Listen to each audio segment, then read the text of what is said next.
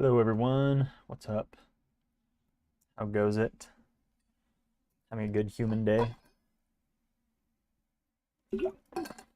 Very normal human day apparently.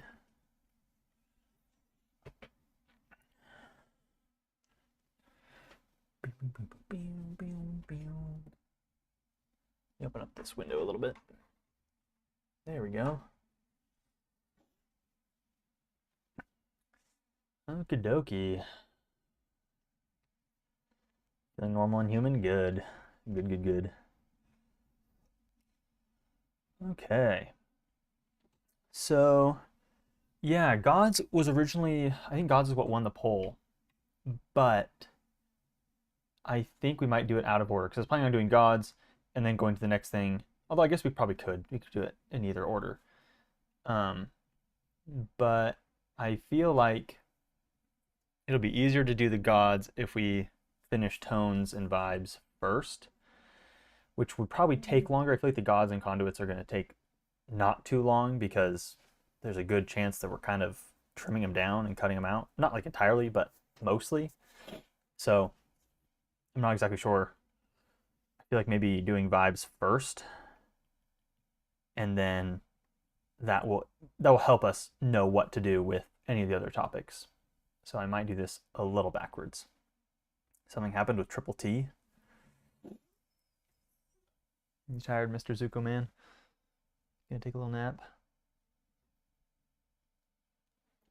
Yawning over there. Okay, so let me probably start a new note here. Okay, that's not gonna be the way to do it.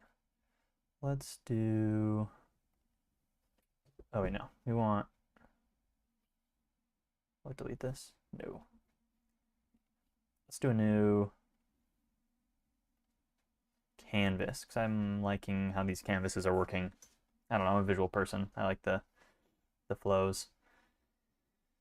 Okay, so let's see here. That's not um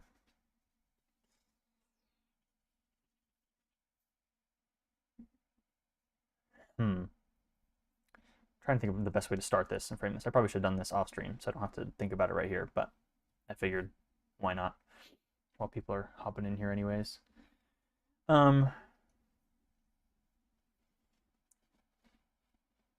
am I trying to say? What am I trying to do?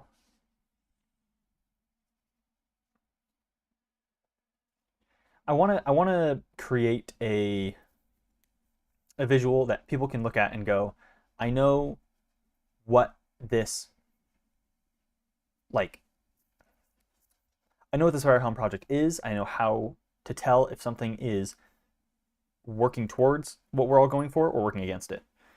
And so I think establishing the vibes and the goals is probably the most important thing. So maybe we'll start with just this. Vibes in one.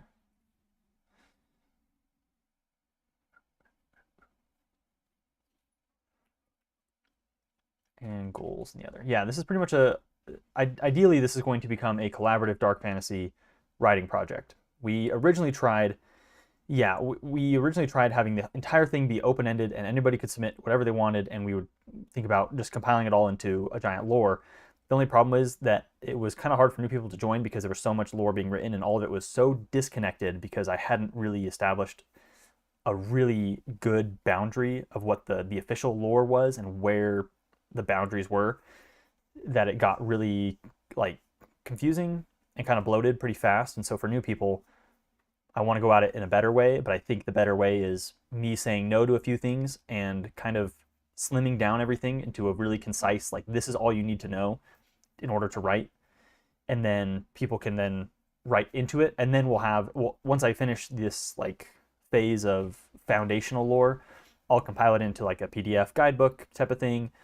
And that'll be like the standard.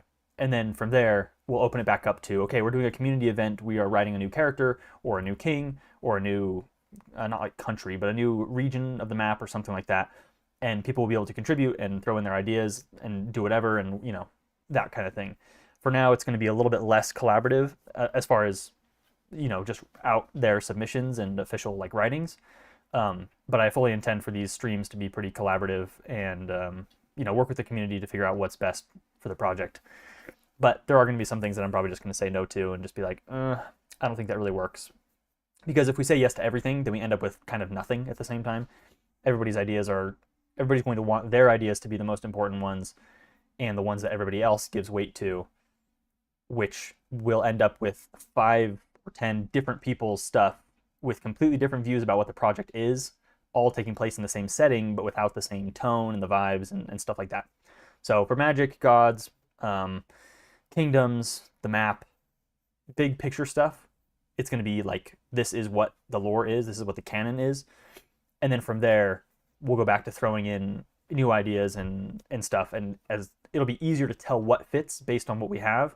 Whereas at the beginning, I didn't have a ton. I had some like concepts of an idea, and that kind of just didn't get me very, very far. Once like a ton of people joined in, it worked with like the 20 people we had in the Discord before I made a TikTok that blew up. And then once the TikTok blew up, then we got thousands of people in the Discord, and that was just really difficult to regulate. And so it got really, and I think people had got different views from the TikTok than I originally had for the project. And I think some people came into the project expecting one thing and not getting it. And so I think I need to make what this project is and what this project isn't a little bit more clear. So, and maybe that's another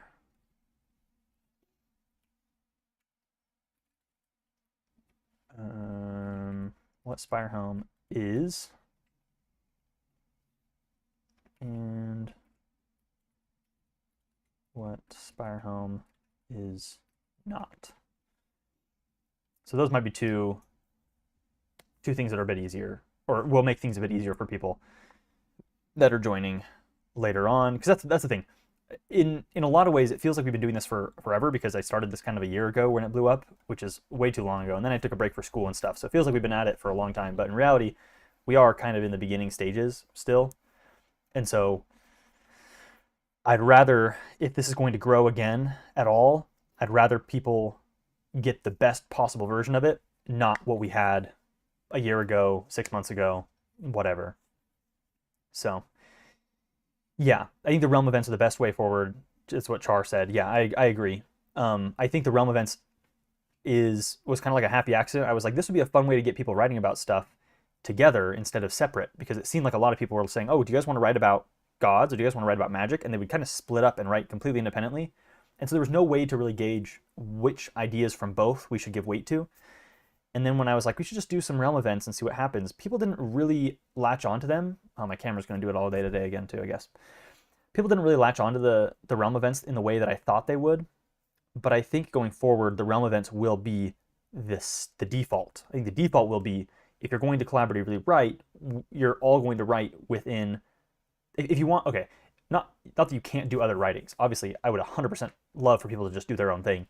If you want your writing to be considered for like canonization, for example, which will happen occasionally after this whole foundational thing is done, or if you want people to give weight to what you're writing, because a lot of times in fantasy and in any story, we have to have a reason to care about what is happening. And if you've ever played like a D&D game, you have to picture, like, the DM's job is kind of to give your character a reason to go out on an adventure. Because it's a game, we kind of are there to play. And so it's pretty easy to be like, well, there's a dungeon, I guess I'll just do it. That's kind of like the old school D&D.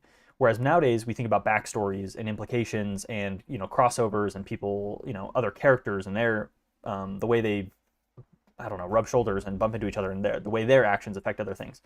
And so I think the realm events will be the best way to do that, because everybody will go, I understand what what's the word I'm looking for? I understand what the premise was of this prompt or this realm event. Say, I don't know, a Sanctiarch died or something, or a town fell. And now you get to write within that experience for your own characters or other people's characters or characters that us as the community come together and write about. And so that will give people a reason to read your stuff and care about it, instead of what was happening previously, which was everybody had ideas, some good, some okay, some great ideas that just didn't fit really with the SpireHelm world. And then but there was no like way to tell what we should give weight to and what we shouldn't. And so it was just a ton of stuff that nobody, frankly, has time to read. And so I think the realm events will kind of be the standard, the default of like if you're interested in just like writing about stuff that people will care about, write about the realm events because that's the lore that people know. It's like if you were going to write a Star Wars story, you're more likely to have people care about a story written about a Jedi during Order 66 than to write about a Jedi during just anything else, and you're just an offshoot Jedi who's just doing their missions and stuff. That's cool. But during Order 66, everybody knows, the implication is all the Jedi are dying, the clones are turning, everything's happening all at once, and you can tie it into different plot points that people are already familiar with, and that's what will give the weight, the drama to the story, versus other stuff that you have to then, initiate people into for them to understand, which is a bit harder. I think for a community thing, once again, people can write whatever they want. If they want to keep writing other stuff, go for it. Just that I think the standard will be better the other way.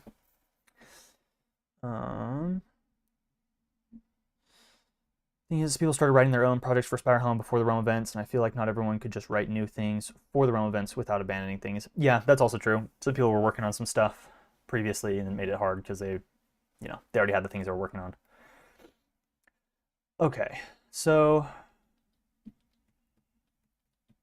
yeah, it wasn't necessarily that people didn't care about the realm events. I think, yeah, they were just busy doing their own thing because they had already been working on it for like, I don't know, a couple months, maybe a month or two before a realm event. I don't remember exactly when I started doing the realm events. We only got through like 2 of them before I kind of took a break from this whole thing. So I'm hoping this time again. There's been I don't know, probably like 30 or 40 people or so who have kind of stuck around and have poked their heads in here and there and have been keeping up with it. And most of that's my fault for dropping the ball and not picking it up. But I don't think it was in a great place to begin with. And I think if we do it right this time, it'll be a lot better. And then when new people come in or the old people come back, it'll be like, oh, this makes a lot more sense. It's more enjoyable, and it's what we all kind of wanted along the way anyways.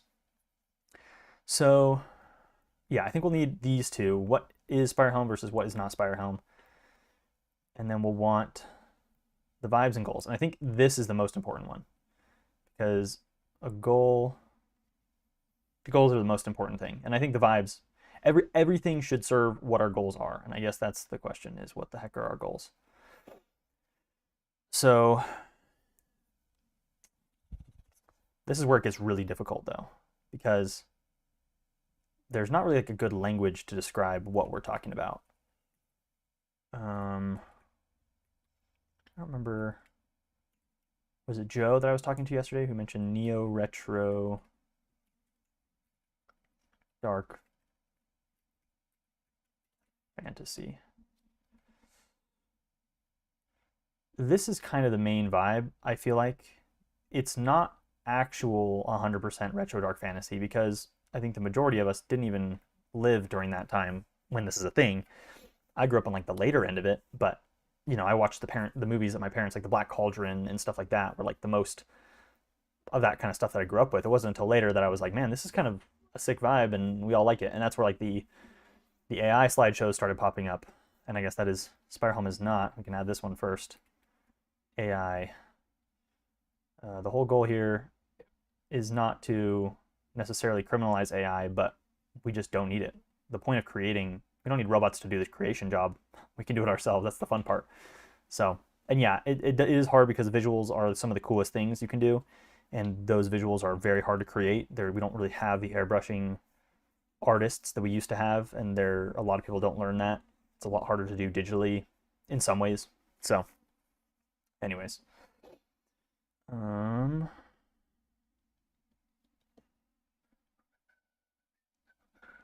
So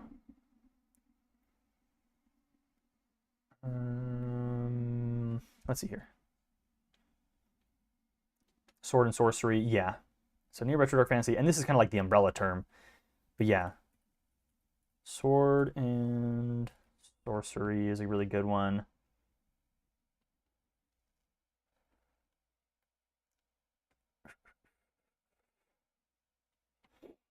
So I'm just gonna throw some out here, not in no particular order. So community.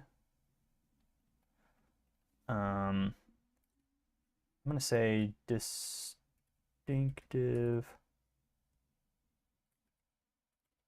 aesthetic, which is a kind of a buzzword, but I promise I'm using it in the correct way. And by distinctive aesthetic, I'm going to break this one down into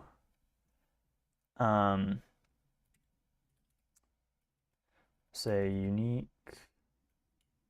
Oops, I hit escape.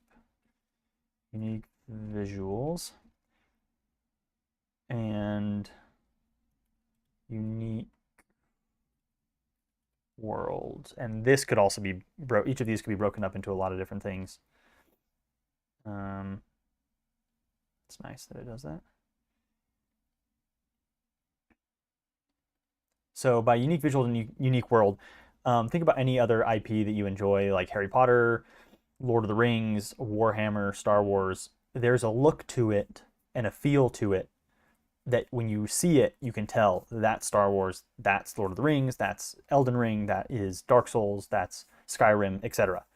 And so I think in fantasy, it's really easy to get stuck in the generic, which isn't a bad thing, but like D&D is kind of what, when most people think of fantasy, the first thing that people who have or haven't played D&D are expecting is kind of D&D or Lord of the Rings. Those are their two options. So it's elves, dwarves, humans against orcs, goblins, dragons, etc., with some wizards, some magic, sword and sorcery.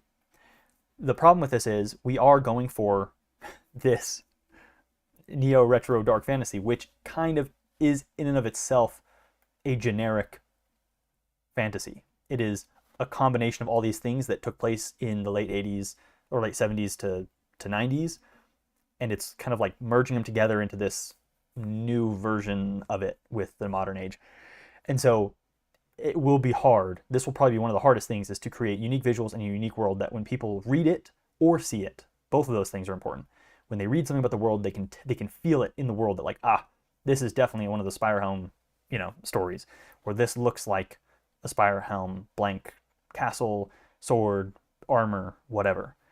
So there's a really, really fine line here, and this takes a lot of work, unfortunately, to craft a visual language and a written, not a written language, but a manner of writing and the elements of the world that work together to create this kind of feel. So that's going to be really hard. And it's going to be even harder to do with thousands of people. Writing is not an inherently collaborative thing. This is kind of an experiment of sorts to see, can we actually pull this off? And I think we can. I think we just really need some really hard might be the wrong word, some really clear bounds of what is and what isn't, which is kind of going to be the whole point of this. Anyways, so we want a community of people, collaborators, whatever, a distinctive aesthetic. What other things are our goals? Content was kind of how this all started. We'll say fresh content. I think there's lots of content online for different things. Everybody's making content about everything. This content, I don't mean necessarily videos or TikToks or whatever, but I think the entire reason this trend took off in the first place, which is why the majority of us are here, is because people saw these pictures that AI was making and the music that usually was either Dorian Concept with his hide, or the Golden Brown, I think, is the other song that people will associate with it. Those kind of vibes like bring us back to a nostalgic feeling that we either did or didn't have in our childhoods that we wish there was more of. And we're like, I didn't get to live through the 80s or 90s, so I want content like that now that I can participate in as it's happening, as things are growing and changing, because that's when it's most fun. Like, it's not as fun to go back and watch the original Star Wars trilogy now as it would be to watch it come out in theaters live, and you don't know that, spoilers, Darth Vader is Luke's father and stuff like that. And when you're there for that, when it happens, that's really cool. So I think that's the goal of fresh content, is to be a part of a living, we're going to say IP. And it's kind of a corporate word, but I think IP stands for intellectual property. So not that this will ever probably become one, unless we needed to make like an official game or something and put together a team of people to do that, then we might have to do something like that. But for now, it's just, the IP just represents the distinctive parts of SpireHelm that make SpireHelm SpireHelm. Just spoiled Star Wars for you? Yeah, sorry, bro. Should have been born like 50 years ago. Main goal should be that the writing should be open for individual storytelling without descriptory storytelling, if you get what I mean. Open-ended storytelling. Don't know how to word it. So we don't get stories that define some world aspects that discourage new ideas. Yeah. Yeah, let's see.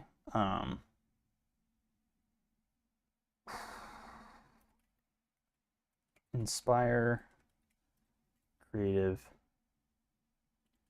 writing / art. This will be, I think this is probably the overarching goal that Ollie was trying to get to.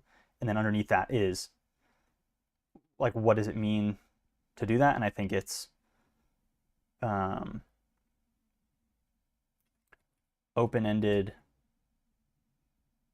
I don't even know what to call it. A canvas, a blueprint, a whatever people are writing within. What would you call that? An open-ended.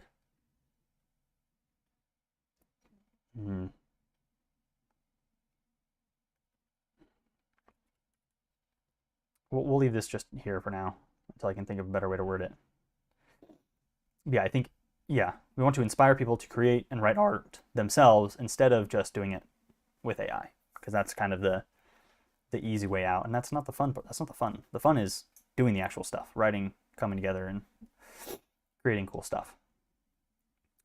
So just open-ended enough, but with the caveat of they kind of have to fit into this, because otherwise, yeah, if people are writing whatever they want, I don't know, that sounds so like mean, but if people are writing anything and using any type of, because creation, we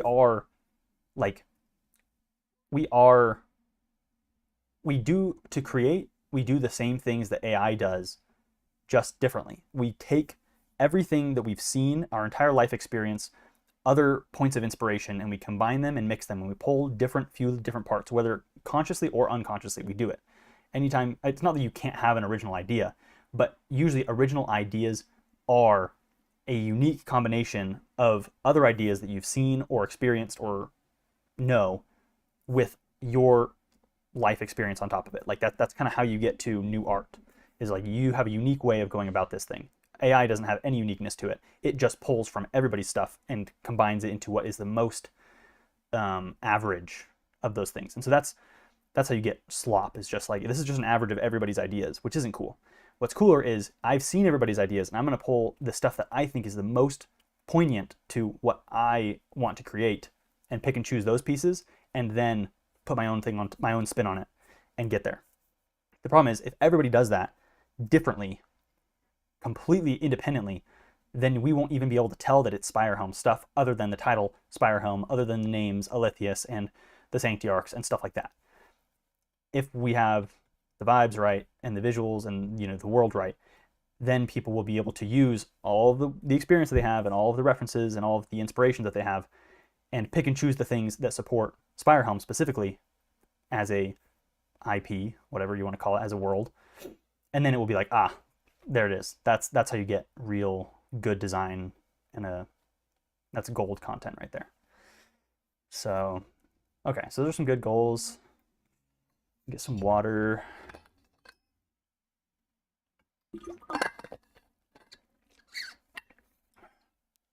Oof. Okay.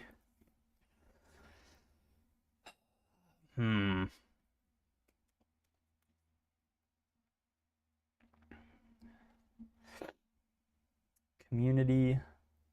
This is a hard one, because there's a few different sides of this. There's the Discord currently, which is where the main majority of the community lives. But I don't want to exclude the people who aren't in the Discord. And it's a hard thing to do, because obviously the people who are usually in the Discord are the most passionate about the project and are the ones who are most likely to contribute something of significant value, which is, the submissions and the contributions and stuff. But there are people who haven't joined the Discord that probably would like to just be along the ride. So we could just put in like fans here. And I don't necessarily want to prioritize just the Discord people over other fans that might just want to be along for the ride and experience some of this content for themselves without having like written it themselves. Obviously, if the foundation is collaboration, then that obviously the collaborators are going to take priority over the fans. But so maybe we should put in here first.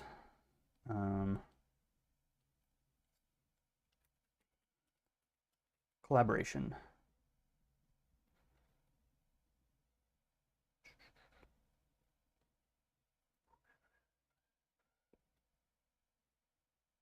I don't like this. And so the collaboration goes to Discord and the community goes to kind of both. I don't know if that's a great way to do this, but hopefully that's at least somewhat understandable. Sorry if I'm sniffling. I've got allergies,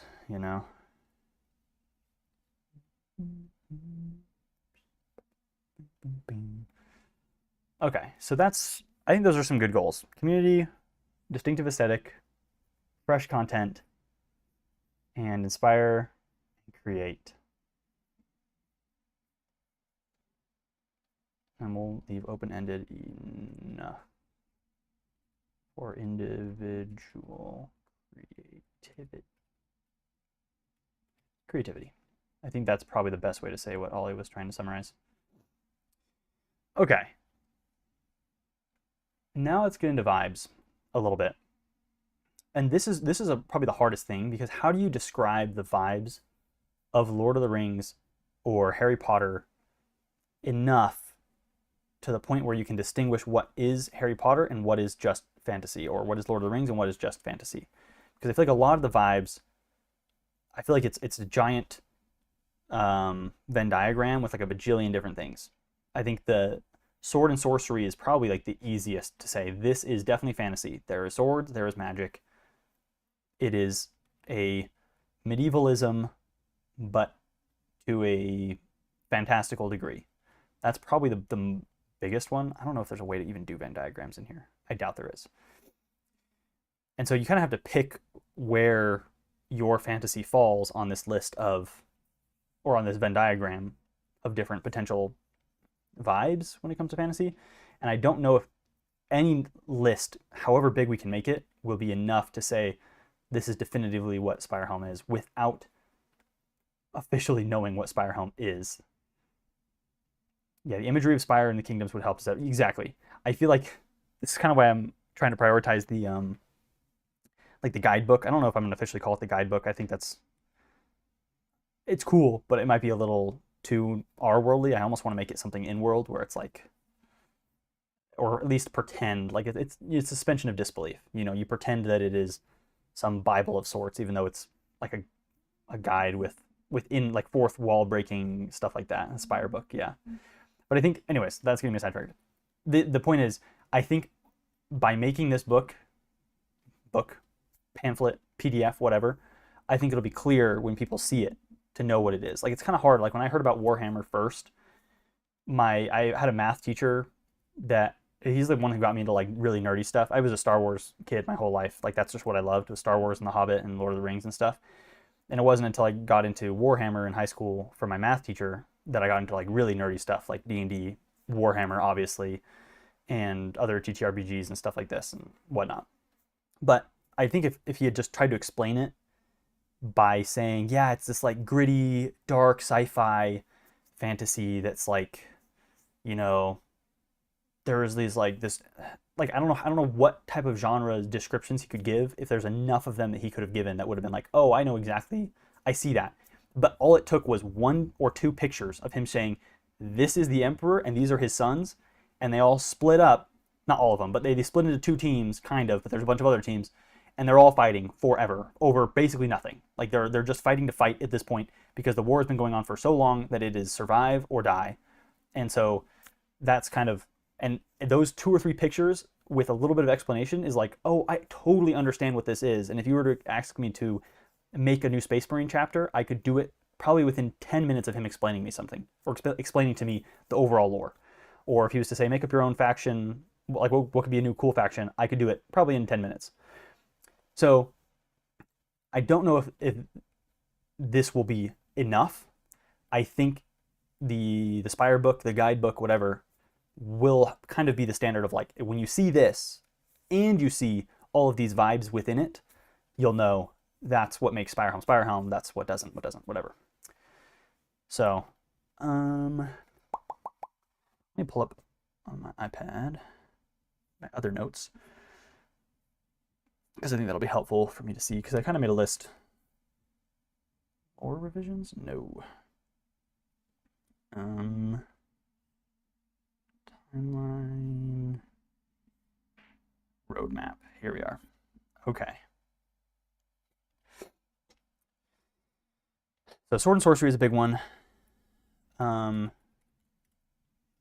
Dangerous is a good one. Ruined, Feudal, Medieval. I think so, potentially. I'm going to start with some kind of umbrella terms, and then we'll break them down. Unexplored is kind of, I think that we kind of need this, even though we'll have the map kind of done, and there will be places of, anyways. I think ours is more inherently a good versus evil / order versus chaos. I don't necessarily think that it's needs to 100% be good versus evil. Obviously, there will be some nuance. But at a top-down worldview, it is, it's the good guys versus these obviously monstrous creatures. It's not, warring nations between each other and they each have their independent goals. And you could argue that some goals are just as valid as others, or like it's not like on vengeance or some of like stuff like that. See a joke? It's mostly order versus chaos. It's if we don't fight back, we lose everything. Everything gets wiped out. So I think this is probably fine to leave in there. It is obviously a fantasy. We don't probably need to put that in there, like a medievalism. Heroic, I think, is a big thing here. I think going back to this, there is an aspect of it. I think, let me pull up Pinterest. There we are. Well, my camera just gave out, but whatever. Hello.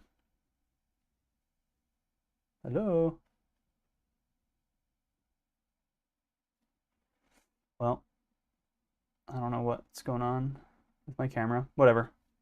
Once I come back, I'll come back. I'm still talking. You guys can still hear me. So, anyways, these are some of the touchstones. I don't remember if all of these are AI or not. I think some of them may be AI because I started this. Yeah, like this one's definitely AI. But some of these are, I think even the AI ones are valid as far as touchstones go. Because that's what got us here in the first place. But I've been trying to find as many real art as I can. So Vermis is a really big one. I really like the style of Vermis when it comes to the layout, like the page designs and the vibes of like this. This is very, and this is a relatively new thing. I think this is Vermis, it might be 2016. I could be totally wrong. I've only recently discovered it. I mean, within the past couple of years. But as far as like, you can see some of the stuff that I've not copied, but I've taken a lot of inspiration as far as like the page layouts for the Ignis specs and stuff. This is a lot of the vibe I like, albeit I don't this is kind of almost like a video game in a way. But there's some really cool stuff there. But anyways, I was going to Heroic. You look at all these pictures, especially my favorite artist as an artist, Frank Frazetta, is as cliche as it gets, but oh my gosh, does he do some great stuff. He's over exaggerated, his anatomy is over the top and sometimes over sexualized, but the emotion and the portrayal of danger and action in a single image is unlike anybody else that's ever come before or after him. And this, and this. Oh, it's an Amazon link. Of course, there's too many ads in this. This right here. Let's see, there's a hero. There it is again. There's a hero saving someone. This guy, there's a hero fighting for his life. Like, it's kind of this a motif that I think is kind of baked into this retro dark fantasy, because this is the majority of the content back then was made by this guy. Not majority, but like he was making covers for people's books, and the covers were usually, you know, a hero fighting a monster. And I think that fits very, very well for what SpireHelm should be, in my opinion. I think the heroism gives drama to the stories. So let's see. Collectors starting to getting jacked. Yeah. You got to take your collectors to the gym. Yeah, like this one's definitely AI. This one's not. I've seen this guy's individual stuff, or girl. I don't know who this is, but these are really cool. I think this is a little more like this jester guy in the back. This seems a little bit more, I'm going to use the word weird in a not like demeaning way, but like a literal like weird core type of way. You know, a jester like that, and these type of demons and stuff. But some of this I really like. The values, the textures are really rich and cool. So anyways, this is kind of like, this is the first, like this is way back when. This is like the very first stuff I started, which is why it's all AI stuff. But yeah, a lot of it centers around a hero. I mean, this is so generic. Like there's no, this compared to Frank Frazetta, like just this dude with a sword walking towards a big city in the background. This is like generic concept art. It's just big thing in the background, small guy with stick. And that's how you get like the most generic looking, like there it is. Big thing in the background, small guy with stick. I don't know. We can do better. We can do way, way, way better than that. This is significantly better, but still there's nothing really happening. I mean, not that you can't have stuff happening at every single point. This is better. That looks cool. I'm a big fan of that. So anyways, yeah, when I started, it was all AI stuff, but now I've been trying to curate a little bit more. I've turned off the whole AI suggestion thing on Pinterest now that they have that up. This is all before that. But I think there are some really big influences here for vibes. And vibes is a really hard thing to solidify, because like how would you explain the vibe of this picture in words? Like you can't. Like there are things about the art process when it comes to airbrushing, the value and the value composition with kind of like really inky darks, very textured midtones, and then some extremely bright highlights. Like you kind of use this like rim light. Like there's very few midtones. It's almost all white or black. Like if you squint your eyes, you can see the composition immediately. And so like it's hard to explain that versus like D&D fantasy art. I don't know what'll come up. Probably characters, for being realistic. But like this is very, very different vibes wise. Rural Ireland in a nutshell. Yeah. I've never been to Ireland, but my ancestors are from there, so I guess I have a reason to go. But like this is different. Look at all, like there's almost no inky blacks. That's like the darkest value are like in some of these. And that's like a 70% gray. That's like a 7 out of 10. And the highlights are there, but they're not like really sharp. And I love this style of art. I just don't think this is the vibe. But I don't know how you really put that into words adequately.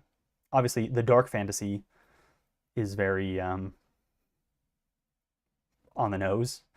It's dark. There's not, I mean, there are areas like this maybe, but probably more areas like this. You know, the cloudy, the overgrown, the ruined. That's kind of the vibes here. So with that in mind, that's where I was going with heroic. I think heroic is a big point in that the people of the kingdom have to step up as heroes. The actions they do to fight darkness are seen by everybody as heroic. And the sacrifices they make in death or otherwise for the kingdom are seen as noble, heroic, chivalrous, etc. And we don't need to go into every single, old school trope of the blacksmith's daughter gets captured and the heroic guy goes and saves the daughter, the damsel in distress kind of thing. But that kind of drama, that kind of writing is what people engage with generally. And so if we can use some of those, obviously every story trope has been written. It's just using those in creative ways that will get us a really cool, world built. So what else? What else?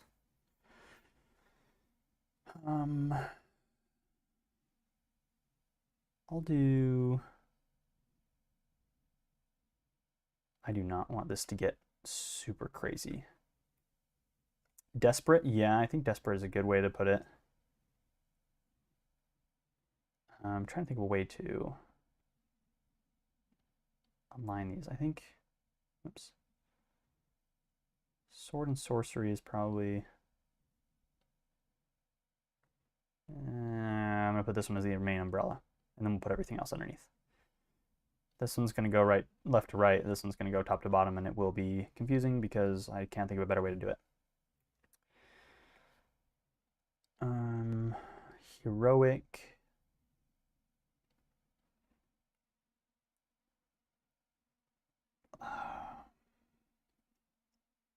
Let's do... What's a good... Desperate is good. Ruined is kind of underneath it. Dangerous is also underneath it. I'm trying to think of the word for the... is grimdark? Well, let's look up a definition of grimdark. I don't know if I trust myself to come up with an adequate. Grimdark is a subgenre of speculative fiction specialized by a bleak dystopian setting, amoral or morally gray characters, and an overall cynical, violent tone. Okay, so there are some parts of it. It's bleak. It's somewhat dystopian, more apocalyptic, but not really. It's like the apocalypse hasn't happened yet, but it's happening before their eyes. But it's not an apocalypse that's like unbeatable. It's the apocalypse that they can prevent, kind of in a way. And there's not necessarily an amoral. It's not everybody's amoral and gray. That's very Warhammer. Even the protagonists, you could, if you want to make a morally unambiguously good protagonist, you can. I don't know if there's a way you could make a perfectly morally unambiguously good character in Warhammer. Yeah, there's not nihilism. There is a vision of happy endings. It is just that everything is so dark that only the most heroic and the most, like, I don't know, only the best heroes will be able to save the realm is kind of the idea.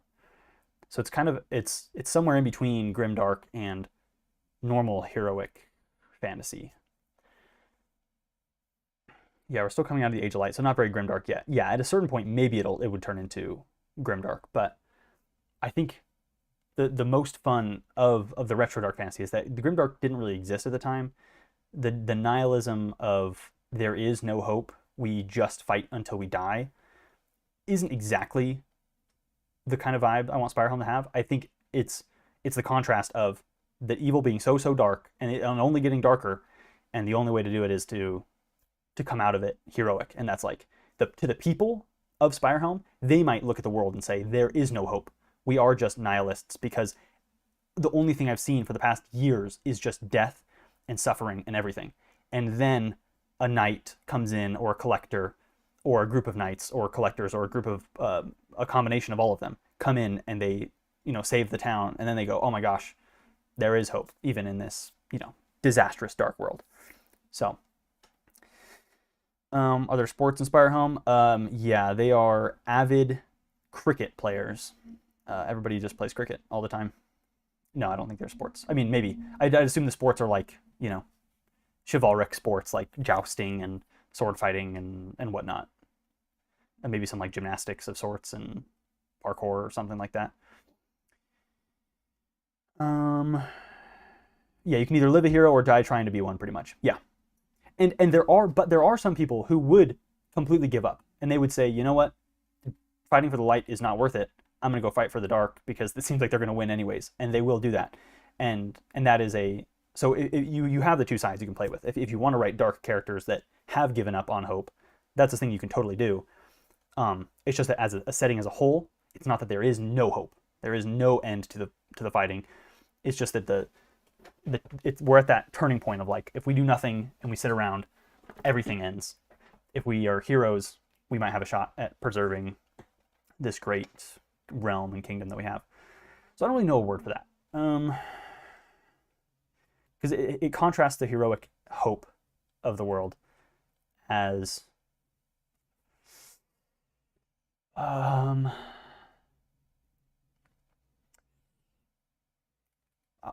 don't know. We'll just say growing darkness. It's so generic. It is very hard to put the vision in my brain onto a page in any way other than pictures, because that's kind of how I go. Yeah, jousting would be sweet. I don't really know what the jousting would like, because I don't know a ton about chivalric medieval culture, but I thought jousting was kind of like a way to boast, because I think there's the whole thing where it's like, if I will go slay 50 souls and bring you back their gold, and the king goes, yes, you, my knight, you shall go. And then they do it and they bring it back, and the king gives them a boon in return, or some portion of land or whatever, money or gold, a wife or something. And so I feel like jousting was kind of like that, where it was like proving to two different parties, proving like their strength over one another, to families maybe, or kingdoms, or whatever it is. I don't know if it'll be quite like that, but we'll see. Canonically organized jousts. So let's do this. We'll say ruined, recently ruined, but ruined, and because growth happens so fast, the ruined part is a result of like rapid entropy in a way. Like things just, if something gets broken, there's a good chance that the darkness just overtakes it immediately. And that kind of goes into dangerous, which I can make that smaller, save some space. Unexplored, this is kind of a caveat here. Like, it's unexplored. Obviously there are explored places, but the main themes here are like, it's unexplored. You need that little bit of mystery to pull from. And I think this probably goes, we will pull all of this down here.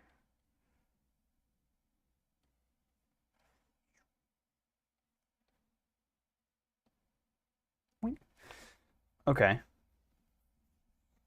So the good and the evil versus order versus chaos. So depending on how you look at it, it could be either of the two.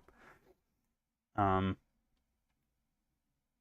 I guess we can throw this in here. Grimdark. I think by the official definition that I'm looking at on Google AI overview, which is probably not a good place to find it, but that is, let's see, where is it? Oh yeah, Wikipedia says the same thing. So yeah, we're it's not entirely grimdark, at least. So we can add, oh, my finger was in the wrong spot. Bleak. Whoops. It is bleak, but it is not grimdark.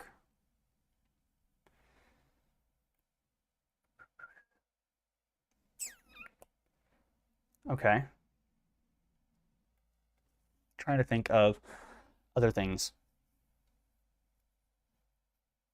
Mid fantasy, yeah. I'd say it leans more on high fantasy. I'd say it leans more into low fantasy in a way. Low-ish fantasy. There is magic. The magic is seen, but the magic is not done by everybody. I think that's what distinguishes it. So maybe I'll say magic is common, but not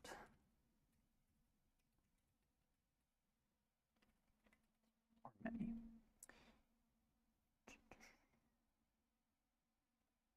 And we're probably going to need more room for this if I'm doing it this way, because I love complicating things.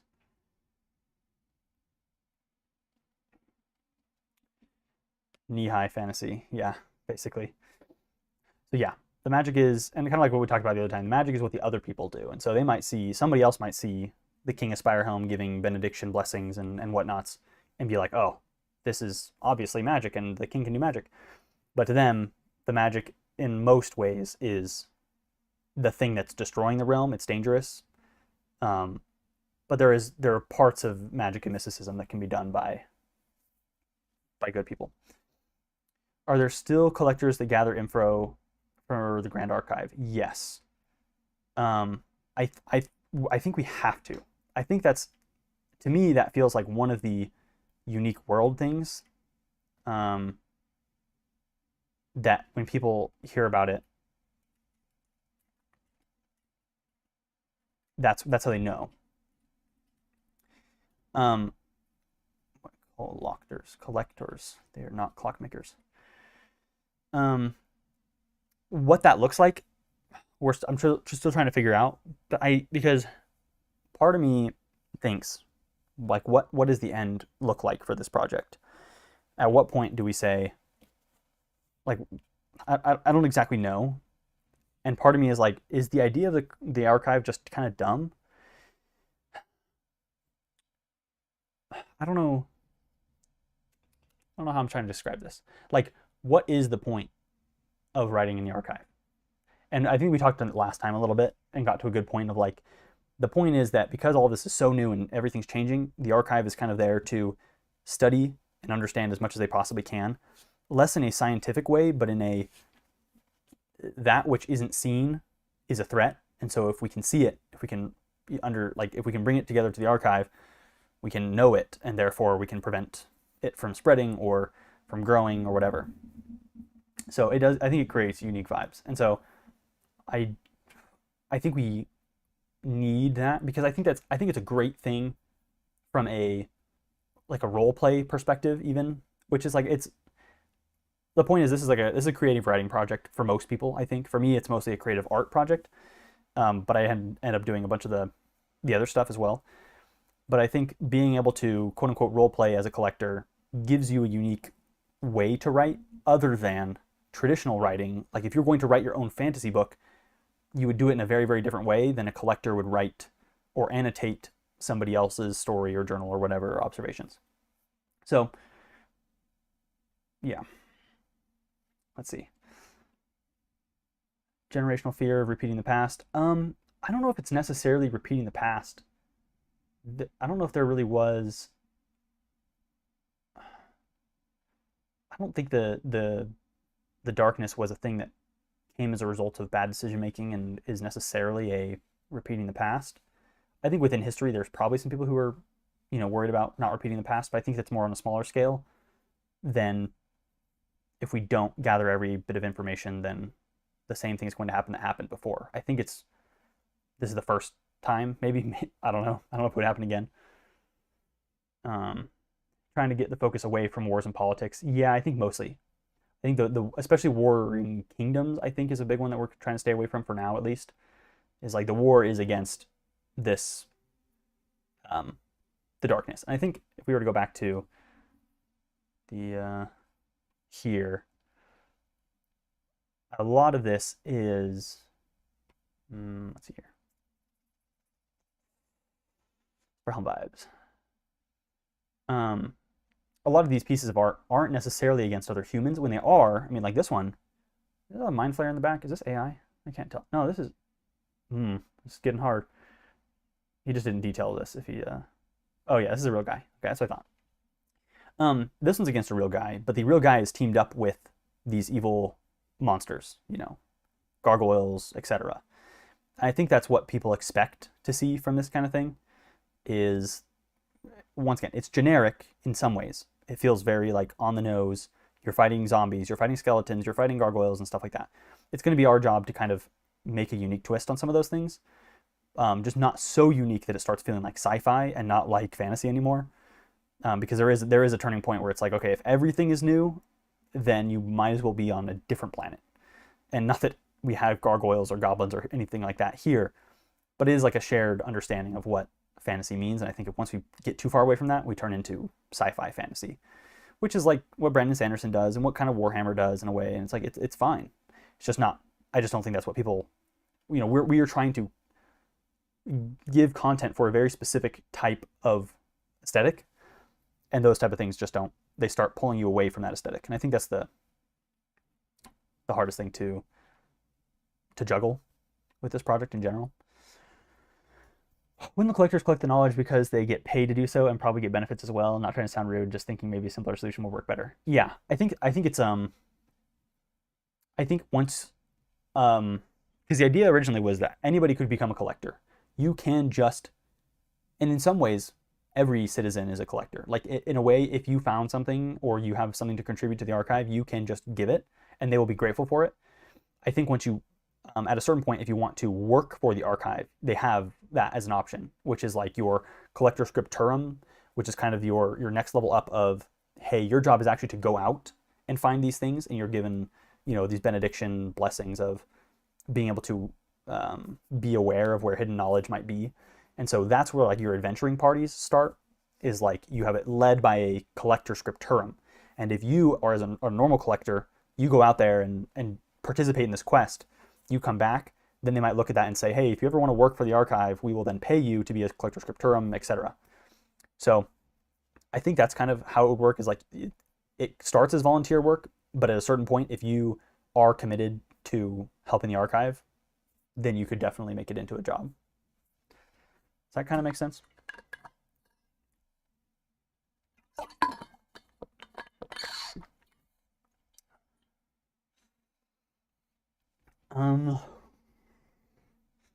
So let's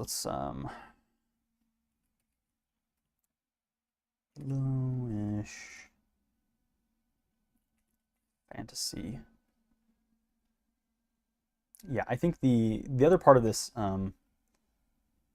Frazetta, like you could call it, or whatever, this shared image of fantasy that we have in our brains, is that the main heroes typically don't fight with magic. They are not like the thing that makes the wizard in the tower, the evil wizard in the tower, a threat is that he knows magic that you don't know, and he does things that are so outside of what you're understanding that it's hard to even figure out how you combat something like that.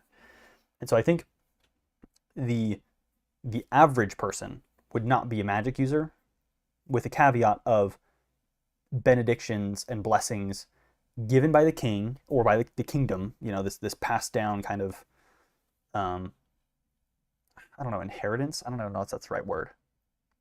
With that, or other types of magic that are like innate in a way, like we talked about. Let me pull up the magic in mysticism. Here it is. So we talked about how some of them are probably accursed and some of them are approved, licit, allowed. So like benediction is the most common type of magic that people would understand and interact with, especially people who live in the city of SpireHelm, because this is this type of stuff that you interact with on the daily. The king is there, the sanctiarchs are there, or whatever, and you have zealots, and in a way it's kind of like the religious magic.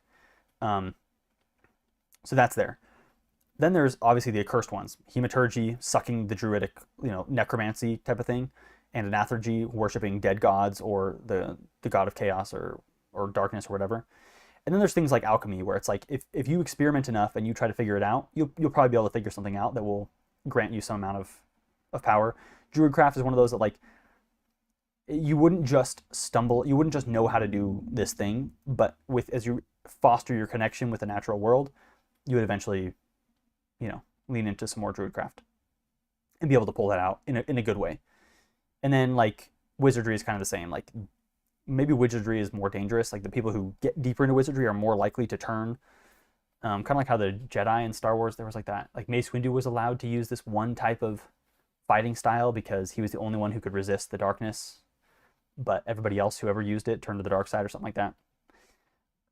I kind of picture wizardry being a little bit like that. Like it's kind of hard to find and hard to do because it's not taught, because it's so dangerous. But those that find it can use it for good, but most of them will probably use it for evil.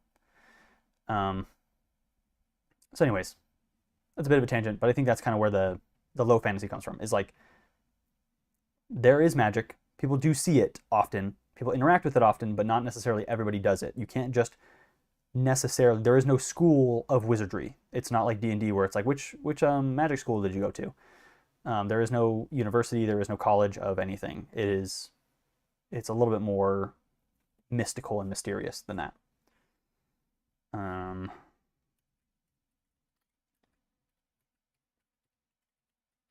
Magic is mysterious.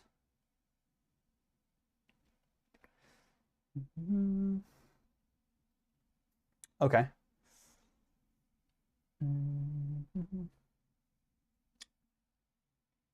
What other things?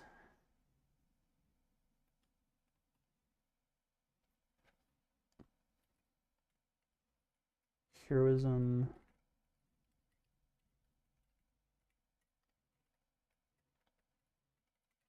It's the only way to save the realm.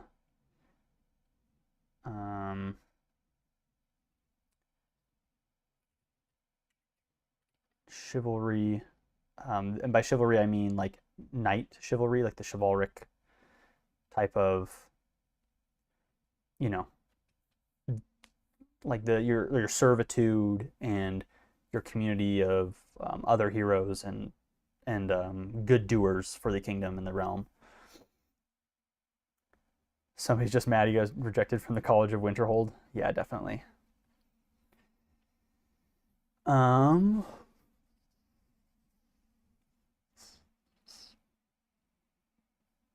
and this is kind of where we get into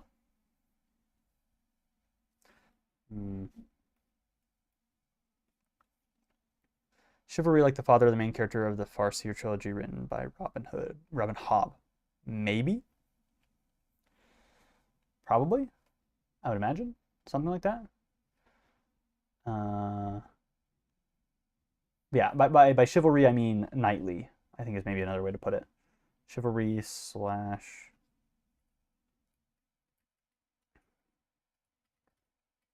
knightly. That's like kind of a, I don't know if knightly is even a word, but that's probably a decent way to explain it.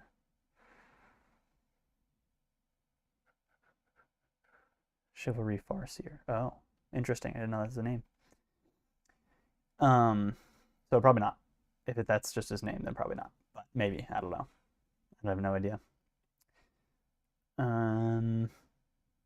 I feel like we need to. Okay, I think this is okay for vibes. It's not perfect, and I'll keep adding to it. I think I'll need to. I think we need to get over to here because this will be the most important thing. And obviously, all of this is the SpireHelm should be going through the vibes to get to the goals. We don't need to go through this one. This you can just ignore that. Nightly Longlooker. Yeah, that's pretty good. So Bleak and not Grimdark. I'll kind of copy this one. Heroism and good doing are the only ways to save a dying realm.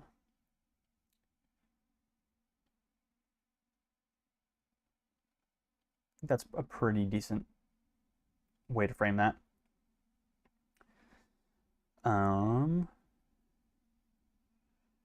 Magic is common, but not done by anyone or many. This could be, once again, we could blow this out and say, oh yeah, there's no colleges and no schools of magic, that type of thing.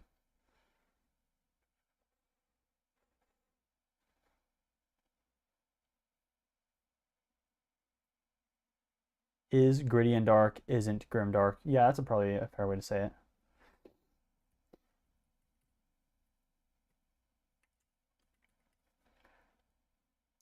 Is not grim dark. Yeah. And I think that was like one of the original things I made was like a, check the Discord. Canon lore? No, it was probably in submission rules. Yeah, I made like a little T graph of like grim and gory versus whimsical and serious and whatnot. And I kind of put it, I mean, I don't know what I even do here. Whoops. Huh. Like that.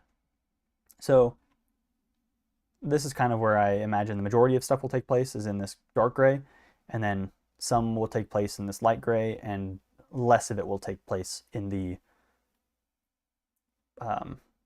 white. So a little bit more self-serious than Lord of the Rings, but kind of right around there. Quite a bit more self-serious than Dungeons and Dragons, but not entirely. Almost as grim and gory and violent as Warhammer, but probably not quite to that extreme, maybe. Not that we need to keep it like entirely family friendly, but kind of in the same way that Lord of the Rings or Star Wars can be family friendly, but at other times they're using like, they're breaking the Geneva Convention using like flamethrowers against alien species, and or they're decapitating people in Lord of the Rings and, you know, stuff like that. But we don't need like entrails necessarily spilling out every time there's a fight. And then like Trench Crusade is kind of a little bit beyond that of like, this is like we've got dead bodies strapped to tanks because it's a way to worship and like a sacrifice to their god. Like that's a little bit more grim and gory than I really want. And I think it's just probably not what we're going for. So that's kind of where I started with this whole thing. I don't know if that's necessarily helpful or not, but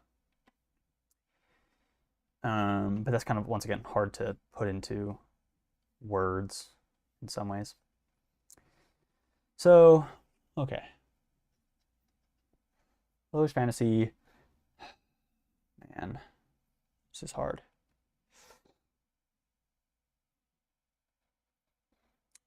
Maybe we take a break from this for a second and see if this is enough to work off of if we do the gods.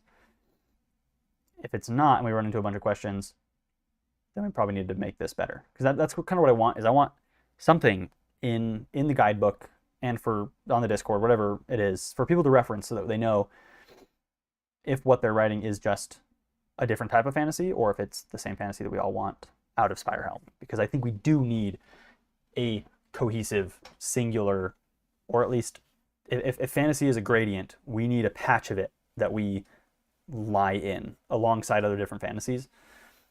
And if we don't have a good way to establish whether or not you're in this gradient or not, then I'd feel bad. Then it's just hard to write. Then I'm asking people to do the impossible, which is read my mind and understand what we're going for without having clear boundaries. So that being said,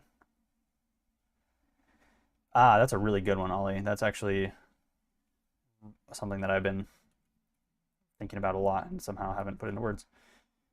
Mysterious / mystic. I like that word. Mystic.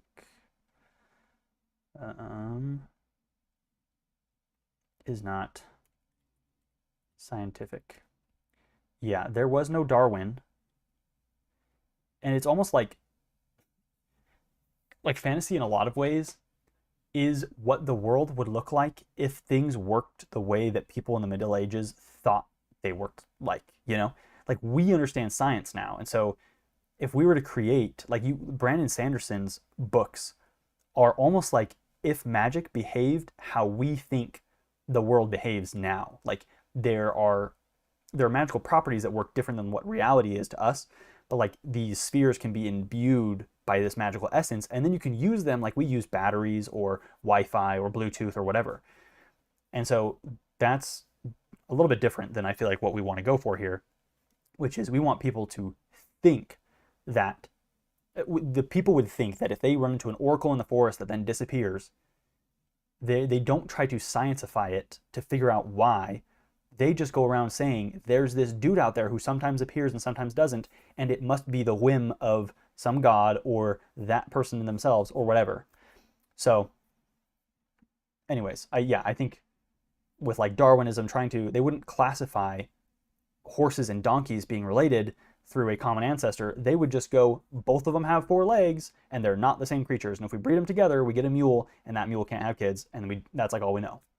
And so I think for species and monsters, I think they think less about the relation between the two in a scientific way, and they think more about how does it impact us, and whether or not these monsters came from a god. To them, they believe this god of darkness spawned in all these goblins and orcs and creatures of death.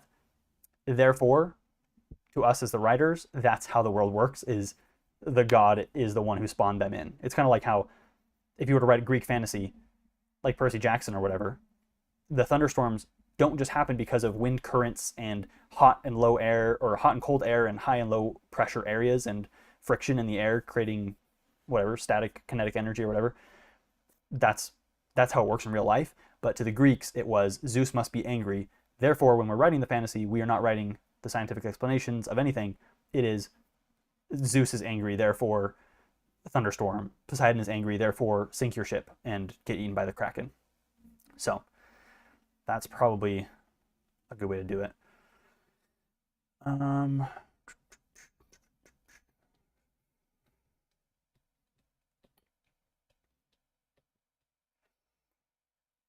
Yeah, how much science we put into our writing was a big question. Yeah, I don't want people to get too locked up in science, because science is one of those things that, like, if you're writing a fantasy, it's something that can take a lot of time. Like it can take a lot of thought, and it's fun to get into the design and the science of species and relations and whatever, or magic systems or whatnot.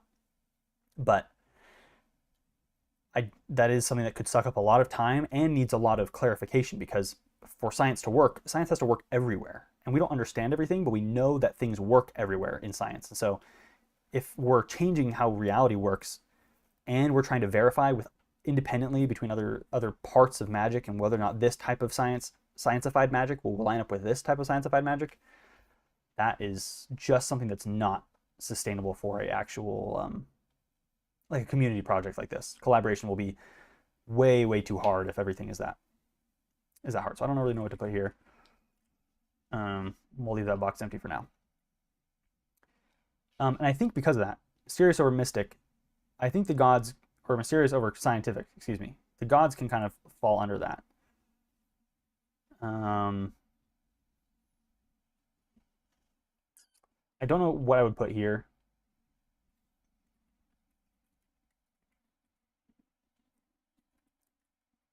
I think gods are concepts. I don't know if that's a really, like, in the same way, they believe Alethius was sent by the gods, and so he is, if that makes sense. Like, to them, there is no difference. And to us as fantasy writers, we can just pretend like that's how the way reality works. And so he may as well have been sent by the gods, even if he wasn't, if that makes sense. Gods are not people, which is a little bit sad, because we had worked on some gods that were people that were really cool. I am just kind of realizing that was just pulling us further and further away from the type of fantasy we're going for, which I think this goes to here. Magic is mysterious, and so therefore the gods aren't things that are interactable. Gods are not people. Because I think you could interact with a god, and I think that's a part of fantasy that people will want to write, and I think does serve the fiction, is that you can interact with the gods. You just interact with them like, it's not that you can just get everyone together and go meet the gods and they will like they'll appear to you one-on-one, or you as a group will encounter a dark god. That type of thing happens, not necessarily that like they are named figures who interact with the world on a government level or otherwise. So, okay. I have a headache, so I'm going to try to wrap this stream up a little fast. But let's go to gods, because that was what was voted on, and I think that's a really important one. And since we're on the topic of it, let's just hit it. So let's go to the master lore document. Okay.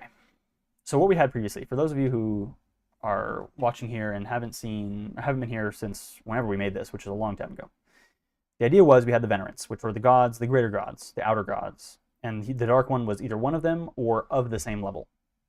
They then banished him beyond the Titans, which I still like the idea of, as part of their legend. And then they kind of vanished and deferred the rest of godhood to the major gods, which we came up with as the conduits for different aspects of the Venerant's will. Yeah, not having a single set form. And we had some cool ideas in here. Like Aletheus was a dragon folk, dragon blood, whatever.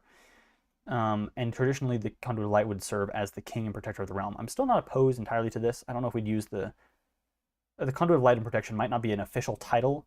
It might be something that people refer to Aletheus as. They see him as a conduit of light and protection, not necessarily the Venerant's conduit when it comes to light and protection. So yeah, then we had like the conduit of fate, conduit of war, knowledge, artistry, fire, justice, shadows, passion, nature, dreams. And those were the 12 that we had originally.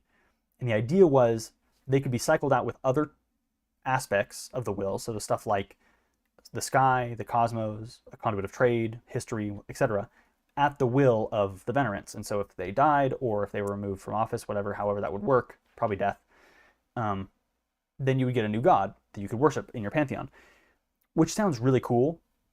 I just think this would be better written as a book. I think somebody should take this idea and make it into a book with a fantasy built around this god system, because this is very unique and I've never seen it done like this.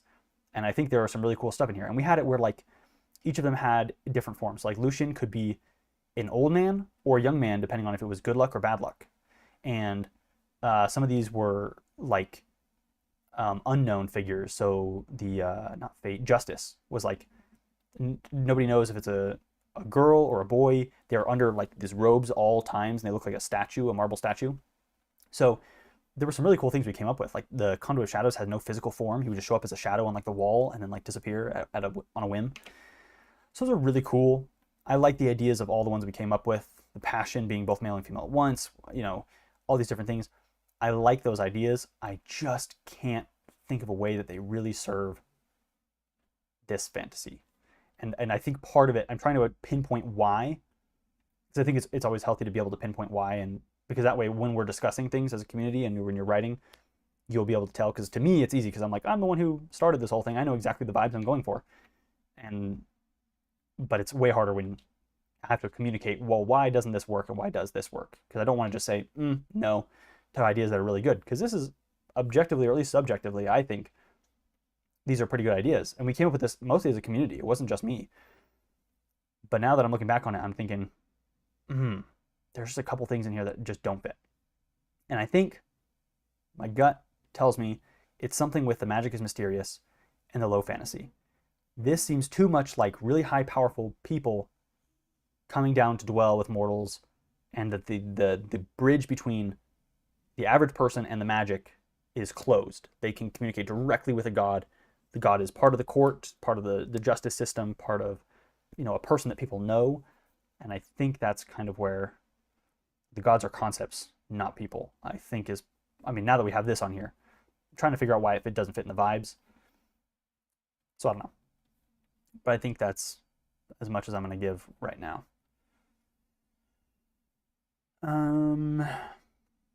So that being said, what should the gods look like, and how should they behave, and how should people interact with them in SpireHelm? What would serve the fantasy? And that's where the big comes in.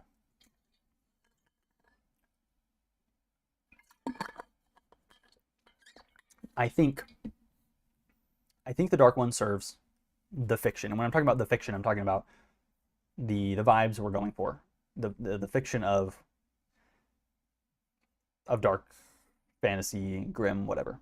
Conceptual, they can change based on a culture's whim does work better, I think. Yeah, give them symbols and common adjectives while just making the names stay. Maybe. I don't know if I want.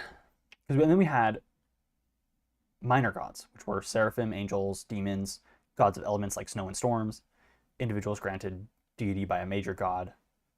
Powers can fluctuate more based on the source of their income or the source of their power potentially.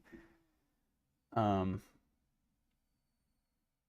yeah, that's kind of where I was at with that. I'm gonna take a quick break and take Zuko out to pee, and then I will be right back. So if you have ideas, throw them in, and I'll be back in like 2 minutes to read them. Let me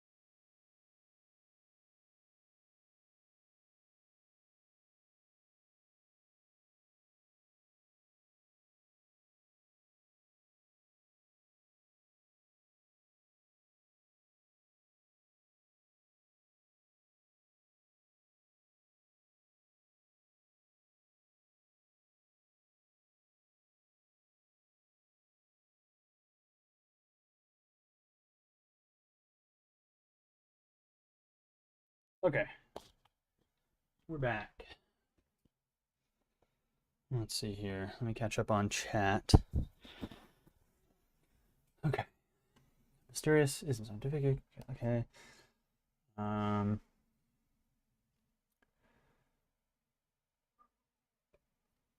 Maybe it could be a thing where each town has a worship site for any god that anyone can use, and maybe just maybe a god will interact with them. Oh, I see. Okay. I do like that idea of a common place in every town for worship. Either, um, I mean, the visuals of churches are really cool, but typically, but I also think like a center, like a town square altar could be a cool thing if we want. Once again, what is the fantasy we're going for? Is the fantasy of SpireHelm one where the worship of gods is a main point for the fiction, or is it a second tier or third or fourth tier thing? We know that heroism and fighting evil is like the first tier. Do we want gods and worship to be the same? Do we want service? Do we want the form of worship to be service to the kingdom and through Alythius, kind of like a god emperor in like Warhammer or other things? Like we kind of have to ask what kind of fantasy we're going for, or what the fiction is, and how, and then do we support that through those different things. But I do like the idea of a common worship site that so that and I think to this point, great idea, Char, is that if there is a common connection between these things, then when people are writing, they know what the standard is. The standard is there's a place in every town for worship, and they know if they want to break that and say, I'm going to have my guys worship a god differently, then when other people who know the fiction read it, they either know this is normal or this is not normal. And I think those will help people know how to push the boundaries. That's one of those things. So I agree. I think there needs to be a worship site in each town, and maybe a greater worship site at each of the, I don't know if we decide if they're baronies or duchies or whatever they are, at each of those other points. And maybe there's a really big worship hall in SpireHelm or something. Let's see. Maybe several smaller domains, so their symbology is more nebulous. Minor gods being gods not recognized as the main ones by the kings or venerants, and the switching would be based on elevation of minor gods to the status by the king or venerants. Okay, I could see that. Rotation of gods into the conduit role would reflect the original idea by the conduits being chosen and recognized as the suits the needs of the kingdom at the time. So you can write about different iterations of different gods at different times, each with their own differing personalities and whatnot. That provides the gods. Okay. Each town having at least one required worship point. It can be anything from a huge church or a humble gazebo. It all depends on the town's choice. Mini spires wouldn't be bad, because you could have several eyewitnesses accounts from being like, I saw god X and they were in Y form. Yeah, my that's kind of where, let me go back to this for a second. So like what is the fantasy that we were trying to create? And I think maybe we need one for gods and worship. I don't know where to put it. We'll put one over here.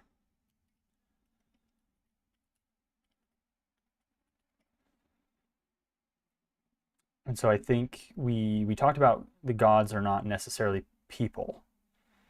As much as I loved the ideas previously, I think the ideas of gods as concepts are better.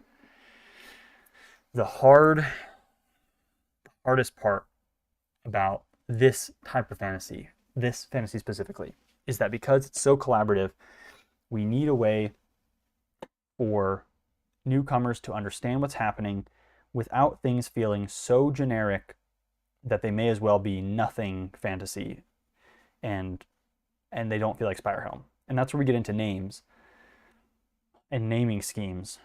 And because previously we've kept everything very generic, and I think by the time the official guidebook comes out, things will be less generic. So the Woods of Whispers and the things like that will be changed, and they'll probably have an official SpireHelm name that will make it, when people hear it, they'll know this is SpireHelm, this is not other things. The problem is, do we have a god of fire, a god of thunder, a god of, and people look to them as different. Oh, we worship the god of thunder because here we get thunderstorms often. Oh, here we worship the god of the sea because we're a coast city, and so the sea is much more potent to us than the god of harvest. But are those terms, the god of harvest, the god of whatever, are those too generic? And on the flip side, if we name every single one like we had previously, does that become too specific where people can't create? We have a very unique situation here where if I was the one writing a book, which I don't want to do. If I wanted to write a book, I would have written a book. I don't want this to just be me writing a book. But if I was an author and I was writing a book, then I would just name all the gods because I know nobody's going to need to change the names or change. I will use them how I see fit, and nobody else is going to have any other ideas of how to use them for other means. But for us, we have potentially hundreds or thousands of people that are going to be using these all differently, potentially. Do we want to lock them into, we know that the conduit of fate is Lucian, but he doesn't necessarily exist here, and we know that the god of war, or conduit of war, is Tauron? Or do we just get rid of them altogether, and when people want to use a god, they make their god for the culture? That's where I get really, I'm kind of on the fence. Pagan practice focus with animal sacrifices, except with the main faiths being prominent. There's small cities living and worshiping other minor gods. Yeah, I think definitely the minor gods would be one where you can make up whatever you want for minor gods if you want. And that's how we originally had it, was like the god of storms and the god of fire and the god of snow would all be minor gods that you could worship however you see fit. And each culture would have their own means and own ways of doing it. That way anybody can write what they want. But I don't know. Worship the domains, and those who control the domains are gods. That's not a bad idea. I feel you can have different towns call different gods different names. Right. Like how Greece called Ares Ares, or Rome called him Mars, some concept. The only hard part about that I see is that the idea is that this is one kingdom. And because it's one kingdom, I imagine the majority of people will worship in a similar way. Maybe not identical. Yeah, and that's the question. Is religion an actual thing, or is religion as the cultures have it? And that's kind of, this is such a hard thing to finalize because we don't have cultures figured out. But the understanding currently is that it's not a monoculture, but there is one realm, there is one kingdom, and I get the feeling that the people of that kingdom would more likely worship similarly than differently when it comes to the big gods, at least. If we're still doing the big and little gods, if we're doing the minor gods versus conduits or venerants. And I understand, I think everybody would look to the venerants the same way. It is the understanding that there are gods outside of our reality that shaped the world, and the Dark One is one of those evil ones that is coming back. I don't know. I think that we could have the idea where there is the one faith, but people have different beliefs about singular gods. Yeah, because, I mean, we don't want to copy anything directly, but I'm trying to think of comparisons. I don't know Greek history that well, but it seemed like everybody knew the names of all the gods, but there were different cities within Greece would each worship different gods. So you have a temple, what do they call him? A temple for Athena, for Zeus, for Poseidon, etc. Is that something that would work better? Because that way everybody has their own, the same gods, but they worship them maybe differently, but they all call them by the same names and they are over the same domains? Or is that too limiting? That's my question. And then I think about like Warhammer, where each of the Primarchs are the sons of the Emperor, and they're not necessarily gods, but if the Emperor is like one of the venerants, and Horus is like the Dark One or whatever, then you have all these major gods underneath that are you know, Sanguinius and Guilliman and Vulcan and all of them that people look up to basically as a god. They're effectively, functionally, they are gods.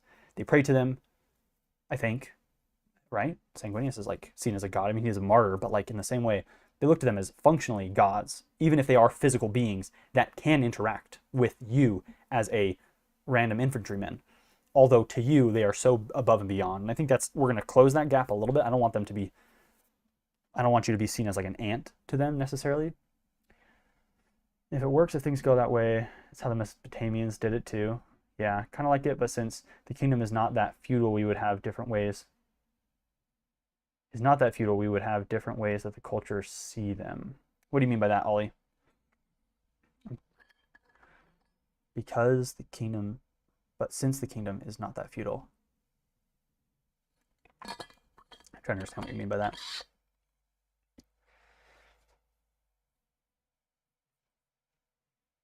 Because I'm not opposed as well to different cities having a different aspect that they worship. If they all are under the same umbrella of, we all know who the main gods are, it's just to us, we worship this one. And the throne goes, that's okay because that's one of the main gods. And then the other cities go, yep, you worship this guy, that's fine because it's one of the main gods. And if at any point you decide to worship the Dark One or one of his minor gods or major gods, whatever, then you're seen as the heretic type of thing, where you're inviting the darkness to overtake, and that's a danger and a threat to the kingdom and the realm. I like the God King idea, where the king is a ruler of the land and the spirits of gods are spirits. Oh, and the spirits, if gods are spirits. Yeah, I don't know, because there isn't that controlled society and a government that enforces the true faith. The main great religions would evolve in a different faith. Wait. Because there isn't that controlled society and a government that enforces the true faith, the main great religions would evolve in a different faith while the same religion. Within the same religion? Yeah. Yeah, this is the hard one. This is one I've been thinking about a lot because this is kind of what I've been juggling is at what point do we have something that serves the fiction and is unique to the world and allows for open creativity, because that's kind of what we get back to with this whole thing, is we want open-ended enough for individual creativity, because this is the goal, is to serve the fiction. Open-ended enough for individual creativity, but also serves the unique visuals and unique world. Where's my shift key? Those three. So this is the hardest part for the gods, and it's going to be the hardest part for everything else we come up with for this project indefinitely. I don't think we will ever get to a point where we don't have to ask these questions and juggle with this. And that's where, like, this is the job of a designer. This is, how do you make something that fits your goals well and efficiently and effectively, so that people don't, have to struggle with it as much as you do in a lot of ways. Denominations. Yeah, I could see denominations happening, because we don't, they're like, I could see there being obviously like decrees and such. There are so many individual denominations for every individual city where the beliefs contradict themselves while also being kind of one coherent religion. Okay, and so I guess that's the question. Gods and worship. What kind of fantasy do we want? Do we prefer a unified religion, denominational,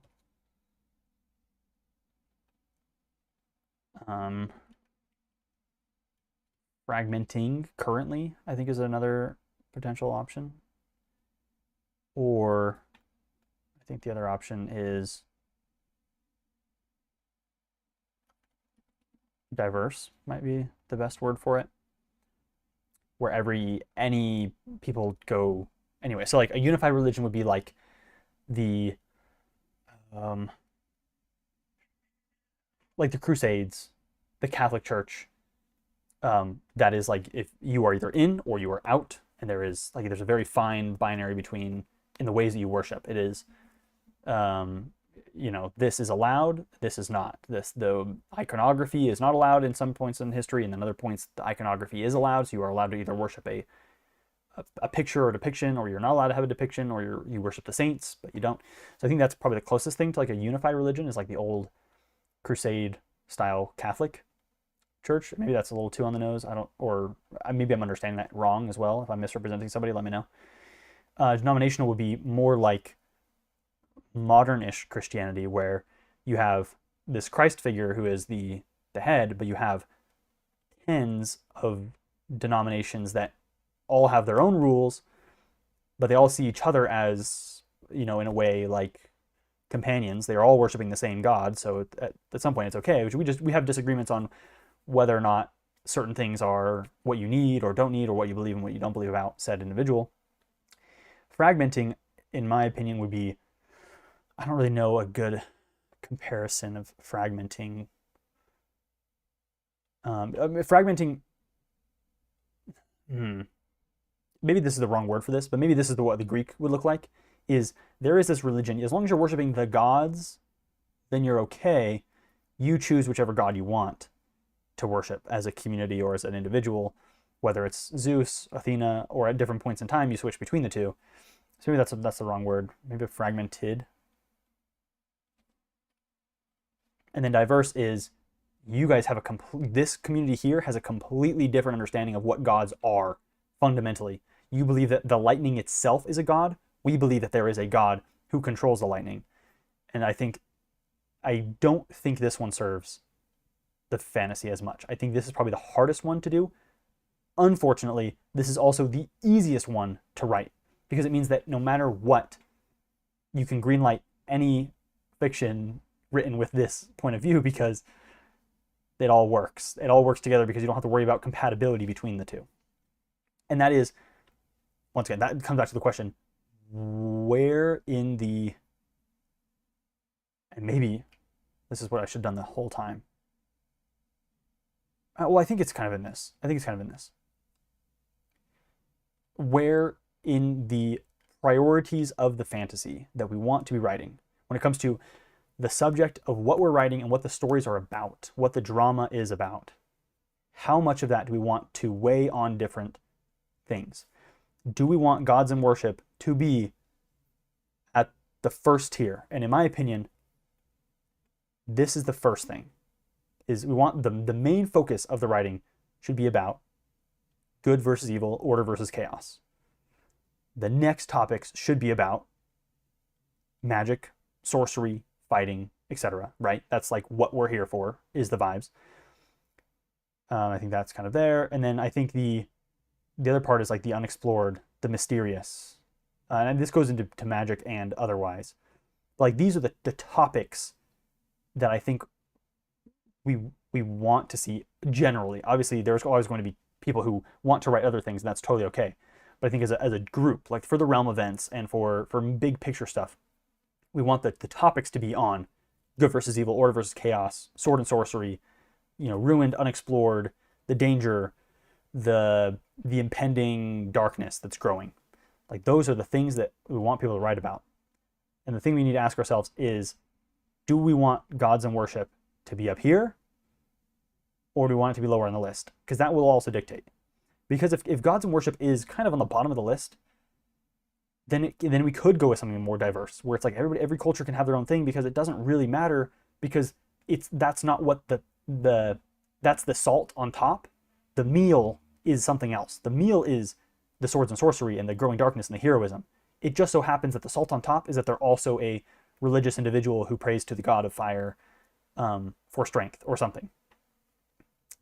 Or the flip side of that is you have like a Warhammer situation where the gods and worship, like the emperor is everything. You're fighting this whole war to preserve mankind and to serve the emperor's will. And if you're a heretic, you're out.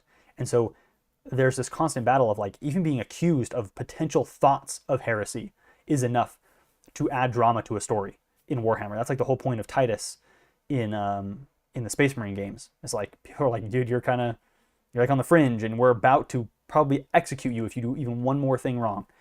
and then he kind of like saves the day and whatever. And so that's how the story goes. And that's the arc.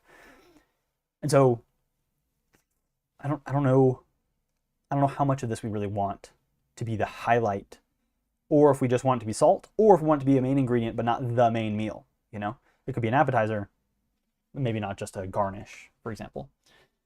Okay, let me read through, because that was a long tangent. I think domain worship is the right idea. Let's just get more pagan influences. Different animals are representing different domains. Do you like pagan influence? Burning things and offerings return them to their domain, and that ties in the Ignis specs. Yeah, I agree. I think burnt offerings are a pretty understood fantasy thing, and the Ignis specs are kind of a spin on that. Whoops. And there are objectively evil domains. Yeah, I think there could be some that are seen as evil. Eastern European Christianity or Saxon Brittany had some pagan practices mixed while still being Christian. Yeah, that's also true. There was FE. I don't know what FE stands for. Christian priests hanging garlic to scare off evil spirits, but also being believed in Christian God. Yeah, like it's not kind of the Castlevania premise as well as like there's like the Catholic Church, but they don't necessarily deny the existence of evil things like vampires and monsters. They just use their religion as a shield for it, in a way. Fragmenting was my main train of thought. That's why I thought each town should have a worship site. Doesn't have to require God. Doesn't have a required God to worship. So most of a town could logically worship a single God, but the possibility of worshiping other gods still remains. Domain worship works better the lower it is, in my opinion. What do you mean by that, Moth? I believe it could be the lower half of the relevant spectrum. Yeah, I think if it's better towards the bottom, more as a garnish or an ingredient in most stories, or whereas I don't necessarily want the main point of every story, or of not any. I don't want to say like what you can and can't write. Like that's not what I mean by this. But when somebody's coming to SpireHelm, somebody new to SpireHelm is here for swords and sorcery, growing darkness, the unexplored, heroism. They probably don't want to read about some guy's internal conflict with this individual god and their whatevers, unless that happens to serve the fiction that they do want, you know. So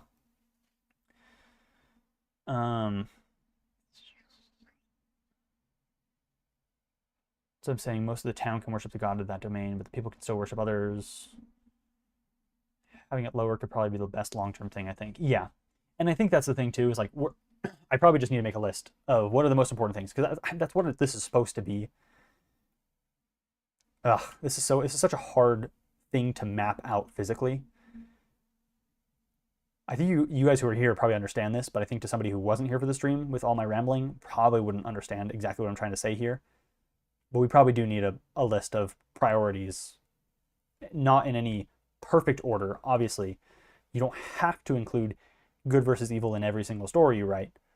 But if you're not doing good versus evil, and you're not doing growing darkness, and you're not doing sword and sorcery, and you're not doing the unexplored and the dangerous, and you're only focusing on gods and worship, then you might question, is this drama the drama that people will care about and are here for? Because I think that's the main thing, is like, we need to give a reason, we need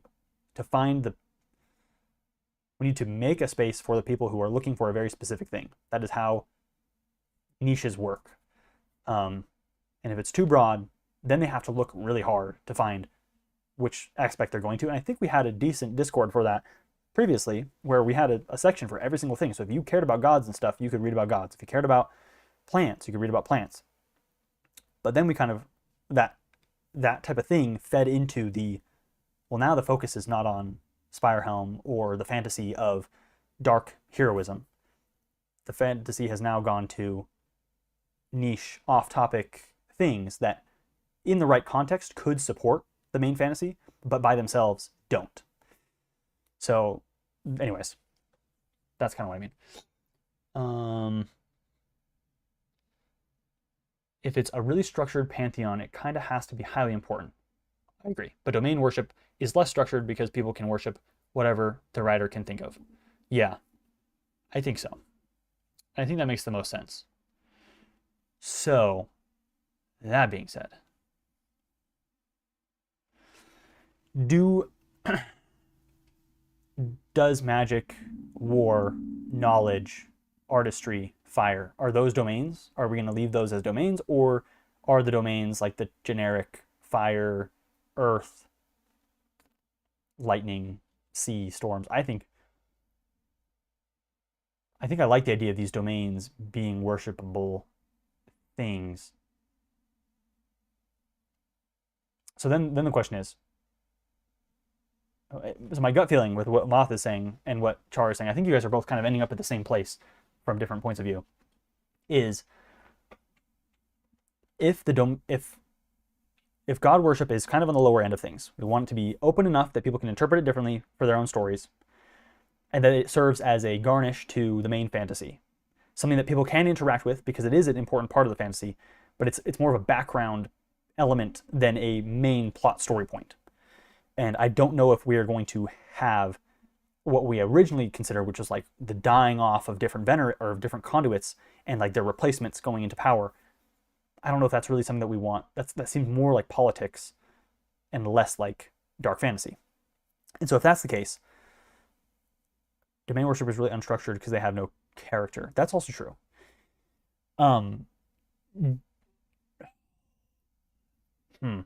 That's a good point though, because my thought was, what if we just get rid of all this part of each of them, and we just have a name for the different gods of the domains? So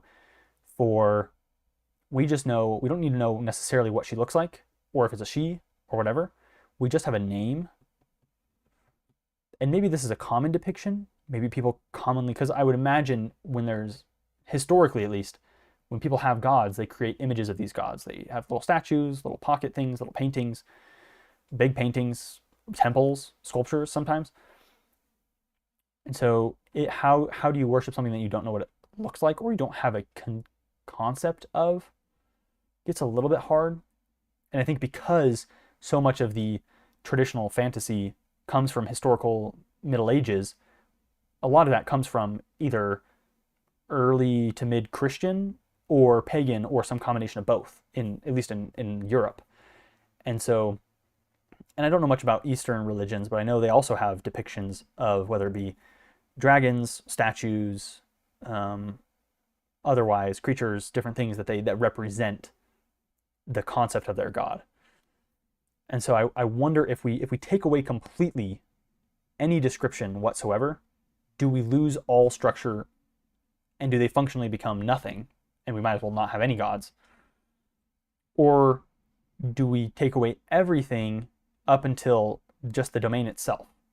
War, magic, fire, justice, whatever, and let each individual or each community decide what the representation is, the physical representation, whether they create it to be a bull, or whether they create it to be a dragon, or they create it to be a human with long hair, or otherwise. I'm trying to think of what would be the most beneficial, that would serve the fantasy the best and also give people the most amount of inspiration and creativity. Symbols and names, like an actual drawn symbol, because that could be cool. I'd imagine each of these would probably have their own symbol. But I don't think any of these ever manifest physically in the realm on a like canonical lore scale. Like people would, like we originally, the idea was like they would have a court and they could all get together and meet when big things were happening. They would meet together with Aletheus. And so I think that just kind of kicks Aletheus out of the god spot. I don't think he wouldn't be the same as these gods. These may as well be the Venerants. Because if this Dark One's name was wiped from every record, then maybe these other guys' names, maybe these are the Venerants. These are the gods. And we just have their names and maybe a description of what they have looked like to some. And leave how they're depicted in individual cultures. Yeah, maybe keep the names and vague appearances as the common depictions of SpireHelm itself. Then it disperses outward into more distant iterations from city. Yeah, I think that's probably the best and most realistic way to do things, is if the guidebook to SpireHelm or the official whatever from the throne, they might say, from all the conclusive study that we can do, it seems like Lucian is either a young man or an old man. It seems like Maris is a fairy-looking woman, etc. And then the further you get out, you have people with their own experiences going, no, bro, I saw Tauron, and he's a hippo. He's just a straight-up hippo. And they don't even know what hippos are because they've never been to Africa. But like, whatever. They have these concepts of ideas themselves, and then they pass that down to their children. They go, hey, son, have I ever told you about the time that I met this god? And they go, what, you met a god? And then after a generation or two, you end up with this big group of people who see it completely differently than a guy on the other side of the realm, because that's how oral traditions and things work. And so the understanding of them could be different depending on where. So I think that's probably a fair thing to do. So let's revamp this. Venerants not manifest in the mortal realm. Do we like the idea of the Venerants? Or do we call them the Venerant ones, or do we just call them the gods? Because I think colloquially, it's so much easier to understand the word god and a god more than it is to understand the word Venerants. And I think the idea with Venerants was, well, we need a name that distinguishes it for SpireHelm specifically. And I think that's still a good idea. So maybe, let me cut this out. Put him down at the bottom.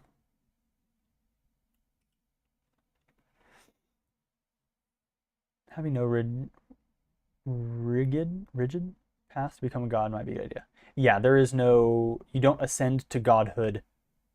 You can't ascend to a Venerant status, which is what all of these are going to become. So the Venerants do not manifest in the mortal realm. Rather, they choose gods to interact with the mortals. At any given time, they may choose 12 beings, grant them power. Okay, so this is no longer canon. Show when time come to an end. Okay. So, here's what I think would be the best. Let me know what you think about this. The Venerants. How do I word this?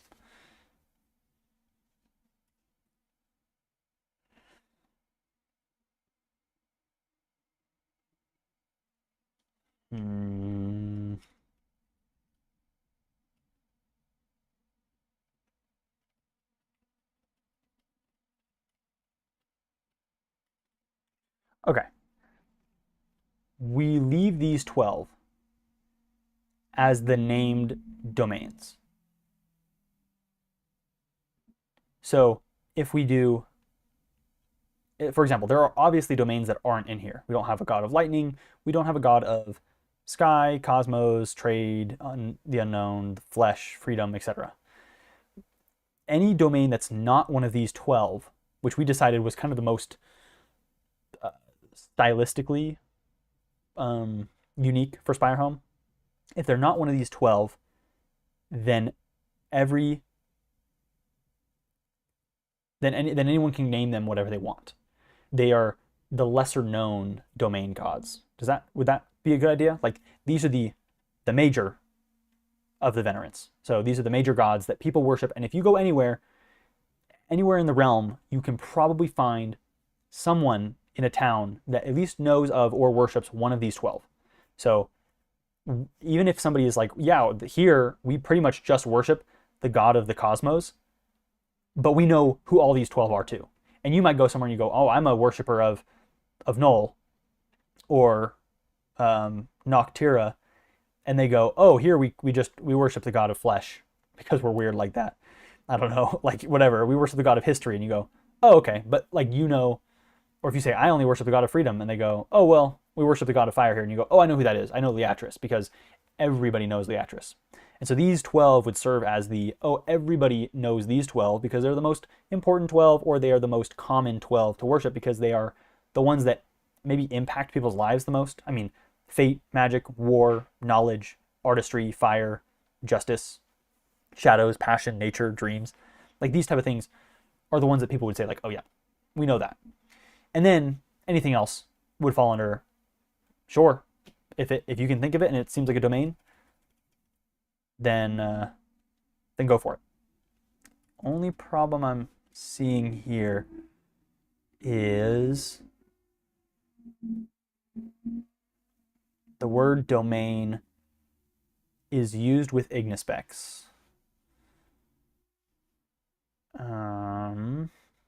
Theme blueprint. Domain is the first. So, I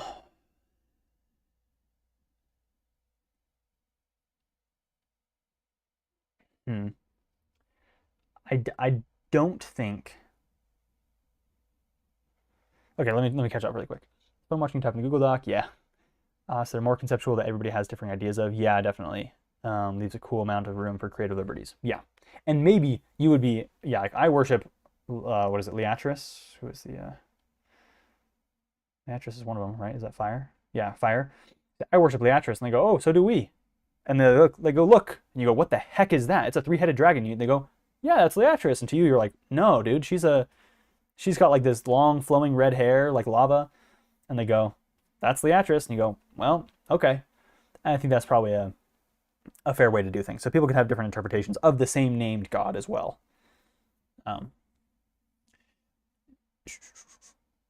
So do we call these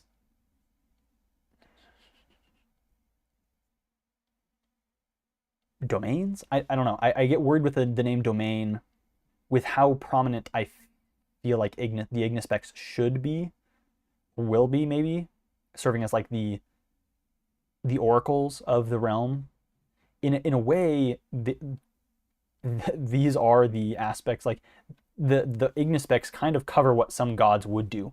Like you would go pray to a god to have them reveal to you what you should do, or you could just go to an ignispecs and they'll kind of tell you your future, but they're like a lot more shady, but not explicitly dark magic necessarily. They're kind of more like taboo, but not explicitly like evil or dark. So I don't know if I want to tie them together and say like, oh, if you worship the god of fire, you should go to this ignispecs because they are the same. I don't know if I want the domains to cross over at all. And I worry about using the same name for things. Even if colloquially people would say the same word, I worry about, for the sake of ease of people reading. So I don't know. Common depictions, maybe call it Dominion.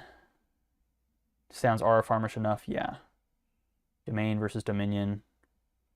Yeah, ignispecs are functionally kind of gods in themselves. They are the gods that people can interact with. Like they are wickedly powerful, incredibly dodgy. Like they can sometimes appear or disappear at will, and they offer things that are outside the scope of understood magic when it comes to fortune telling and their oracles and such. So yeah, kind of functionally they are gods of their own, but they are separate from divinity, the venerants. And I think currently, as of the darkness, because when the darkness came, so did the ignispecs, but they didn't present themselves as a objectively dark thing. And they do help people. Like in some ways, some people get really good help from them, and other people ruin their lives because of them. And so I think there is no official stance on what they are considered and how they fit into the greater scope of magic. Once again, we're not going to scientify anything, and so for now, they are just as mystic as can be. They are misunderstood, they are not known, and people have like no idea how they work, other than the things that are kind of listed here. Their countenance, their stricture. They know this. They just don't know. They don't know how they do it, because it's not something you can just learn from wizardry, sorcery, arcanism, any of this. It's its own thing entirely. So, Dominion sounds different enough to be difficult to mix up. Yeah, let's do Dominion. So let me write in a little bit here. Why do we get a different? That's not even the same font. How do we get?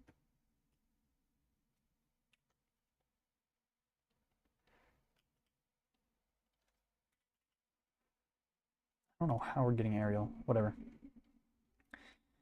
Okay.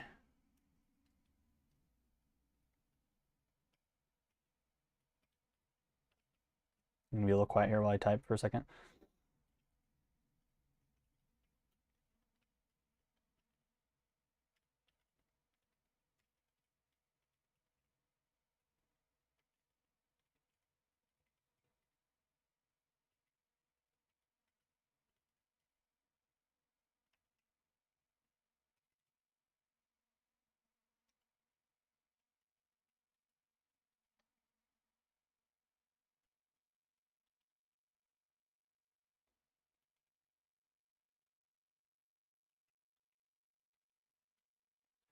You guys see this, by the way? I don't know if this is.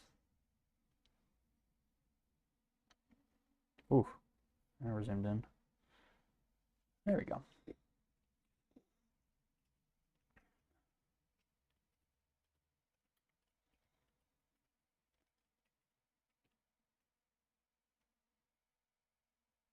Hmm.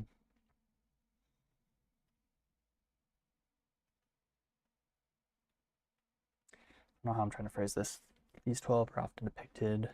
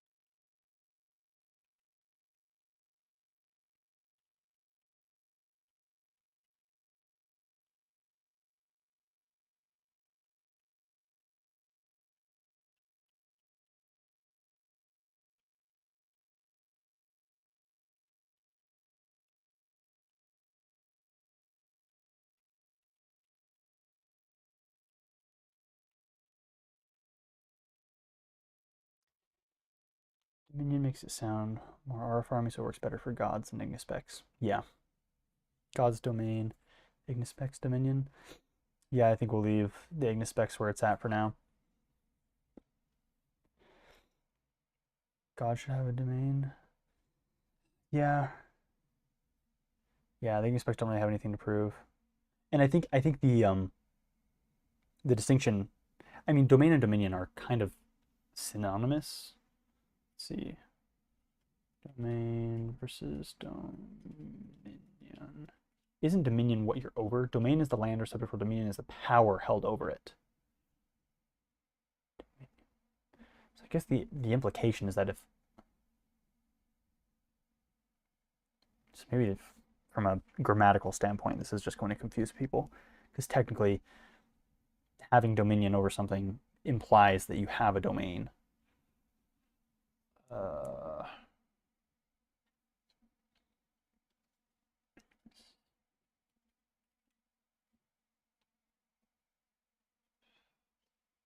Province, realm, territory, dominion, dements. Yeah. Dominion of Canada. Yeah. The gods are the land themselves, but the Ignispecs can control it. I almost think it's, well, it's not really just backwards. In my opinion, it's like, or how I see it is that the gods actually hold power over these things. Hence why people pray to them, because they believe, well, if I pray to the god of fate, then there's a chance my son doesn't die from this illness. He can change his fate, whatever. Whereas the Ignispecs have nothing to do with controlling that domain. Their domain more represents the limits of their power in a different way. Like, their domain feeds their power, versus the other way around, the gods, their power is over that domain. Does that make sense? What I'm trying to say? I don't know if that makes any sense at all. Like for an Ignispecs of bones, their domain is bones, which means that they will only tell you your fate or whatever you're looking for if you bring them bones. Versus for a god, if you had a god of bones, this god would manipulate the fabric of reality when it comes to the bones, when your bones or someone else's bones or whatever. When it comes to knowledge, like they would give you knowledge. If you had an ignispex of knowledge, you would present them with knowledge, and they will turn that into something of value for you in the form of an oracle or a whatever you want to call it. Yeah, we could just make a word. We could look at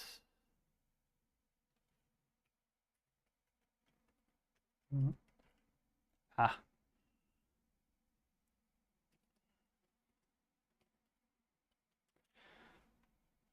Let's see if there's any older versions of the word domain. Domain, dominium, dominus. Hmm.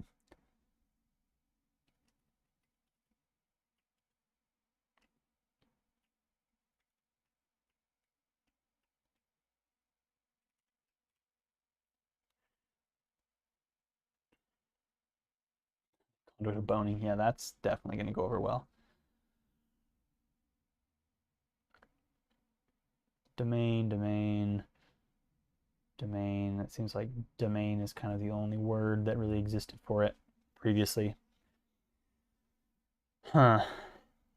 So yeah, I think their relationship to the domain is different. So we can call it dominion. They're dominions. I think that people will understand what we're trying to say. And maybe if we need to, we change the ignispex wording. If the whole ignispex document is going to be in the document of the main SpireHelm one, then there's a good chance we can just change it as we need. So if we think of a better word for ignispex, I think we could come up with one. Yeah. But there's something that rolls off the tongue about bringing to the ignispex the tithes of their domain. Where is it? There it is. Bring with you the kindling of their domain.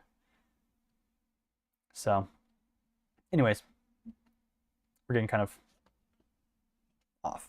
But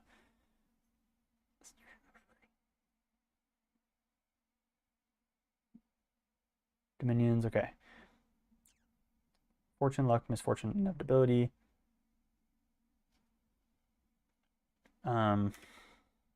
Let's say though some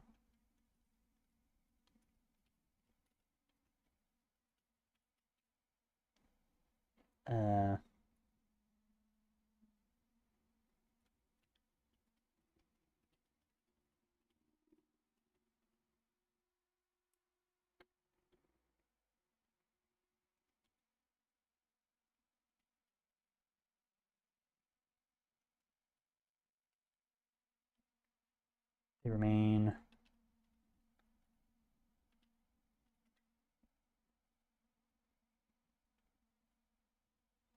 let's say beyond the realm and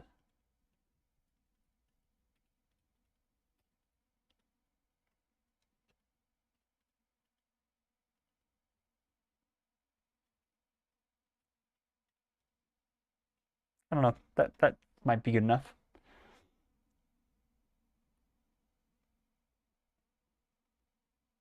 Okay. So that gets that done.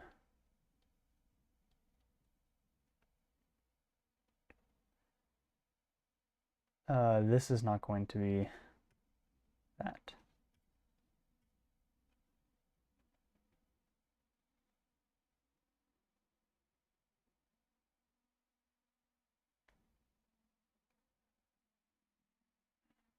Okay.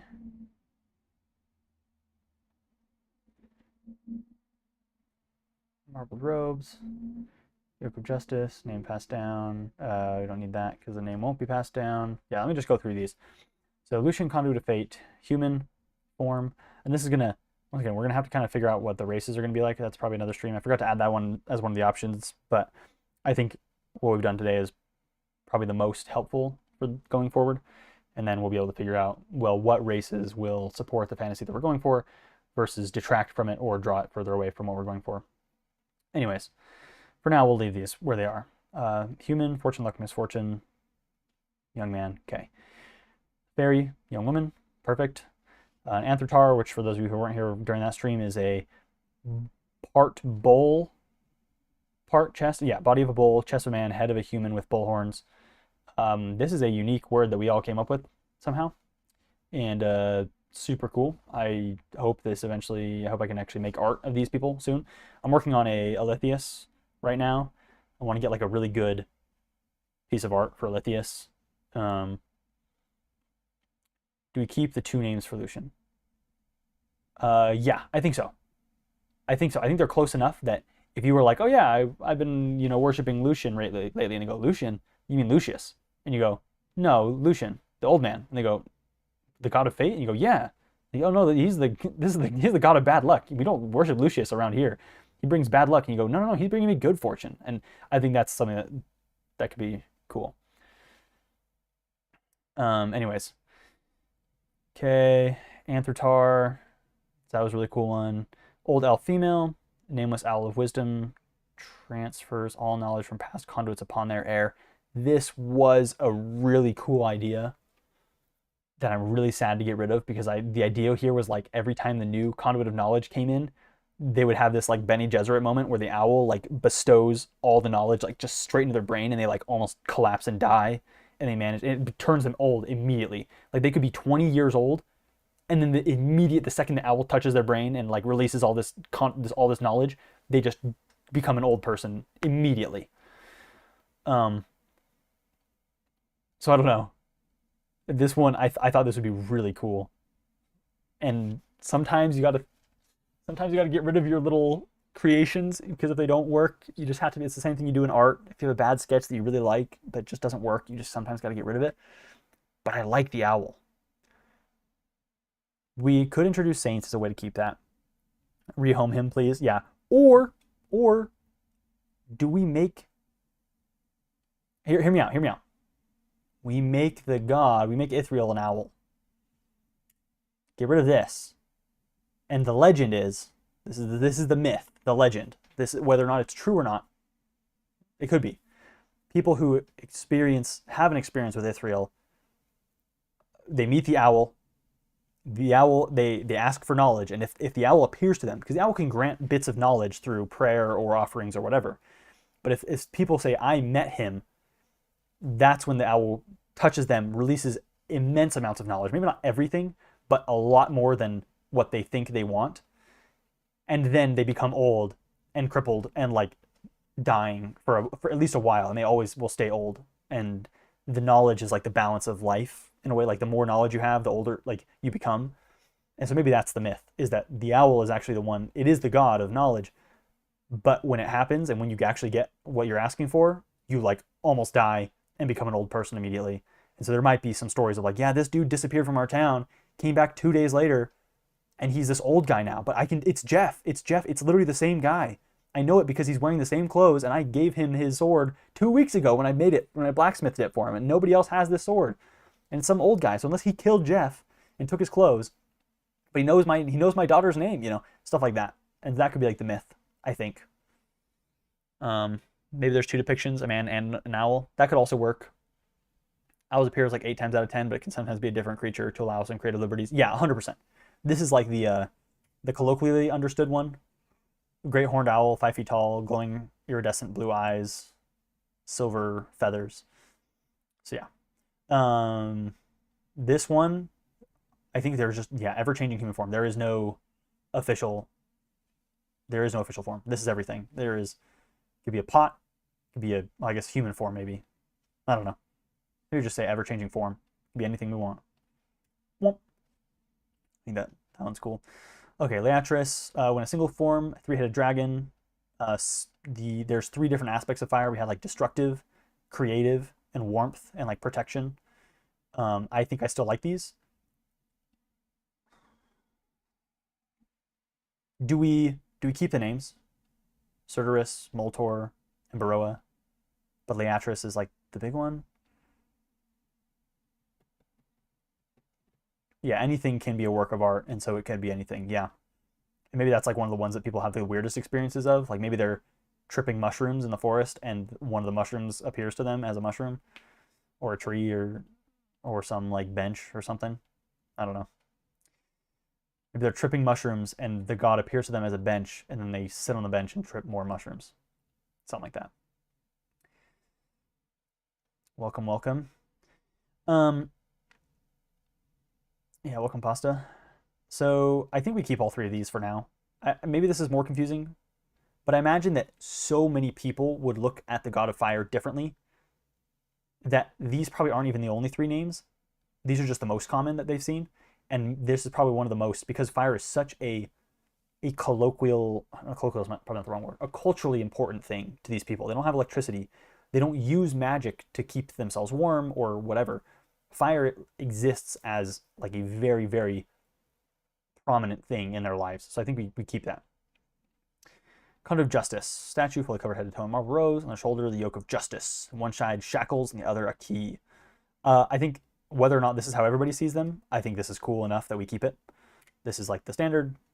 If other cultures see it differently, or other cities or whatever, then so be it. No physical form, just a shadow. This, I think, will always be the case. And I think we put in often male here. This one could be, honestly, maybe we just take this out. Just a shadow. I think the god of shadows just appears as a shadow. That's it, period. Voice like 1,000 whispers in your mind, no matter the distance. Since they probably don't appear in physical form. Well, I guess the shadow could be far away. Secrets, lies, trickery. Knows all that shouldn't be known. Accompanied by a murder of crows. This is kind of like the stereotypical, but like also feeds the fiction kind of thing of like, you could be reading a book and flip the page and there's like a drawing of some crows on it. And then you hear some whispers and you could look up and you could see a shadow and like that's how you know it's him. It doesn't even have to be real crows, just like something that looks ambiguously enough like some crows that proves his presence is real, you know? Yeah, indeterminate form, justice is blind, yeah. Conduit of passion, both male and female at once, whichever is the most convenient. Different race depending on the emotion. Changeling.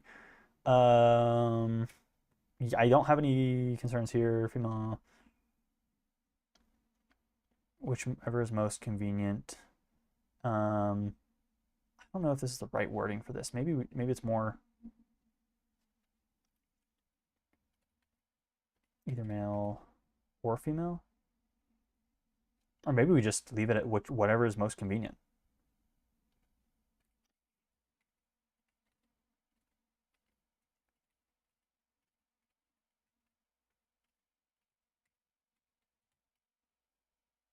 And then, oh, come on, that doesn't work. What? My keyboard's not working. That probably feels the best. Passion could depend on the culture. Yeah, this one completely depends on the culture and the individual. And this is the one that, like, these two are the ones that are most likely to get you confused, you know? Like, this is lying, trickery, kind of like Loki. And this one, like, this is your stereotypical god of love, where it's like you could be falling for a monster, but it looks to you like a really, really, you know, pretty person. And so you fall for them, and then they reveal later that they're the god of passion and they screw you over somehow or whatever. Or you're hoping for something. I don't know. So yeah, they are completely, I think we don't even need this. I don't think it depends on the emotion. I think they just do whatever is most convenient. The god who sits on a throne, mystery and whispers with 1,000 voices. Yeah, that's actually sick. Bars. Let's throw that in there.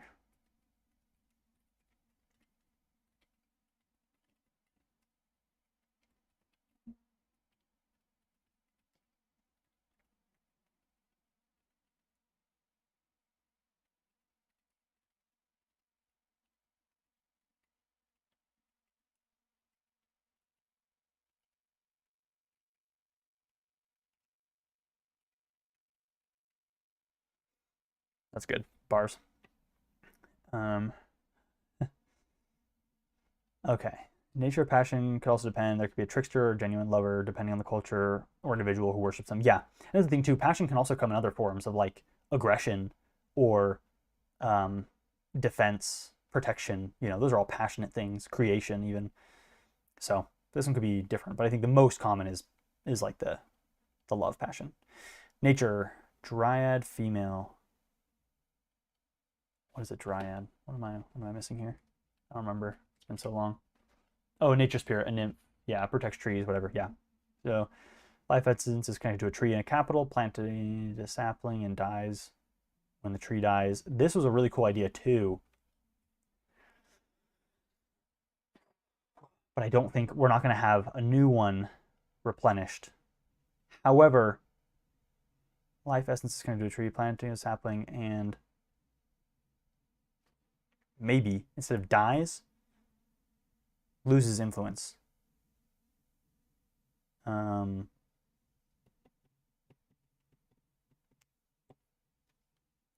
like and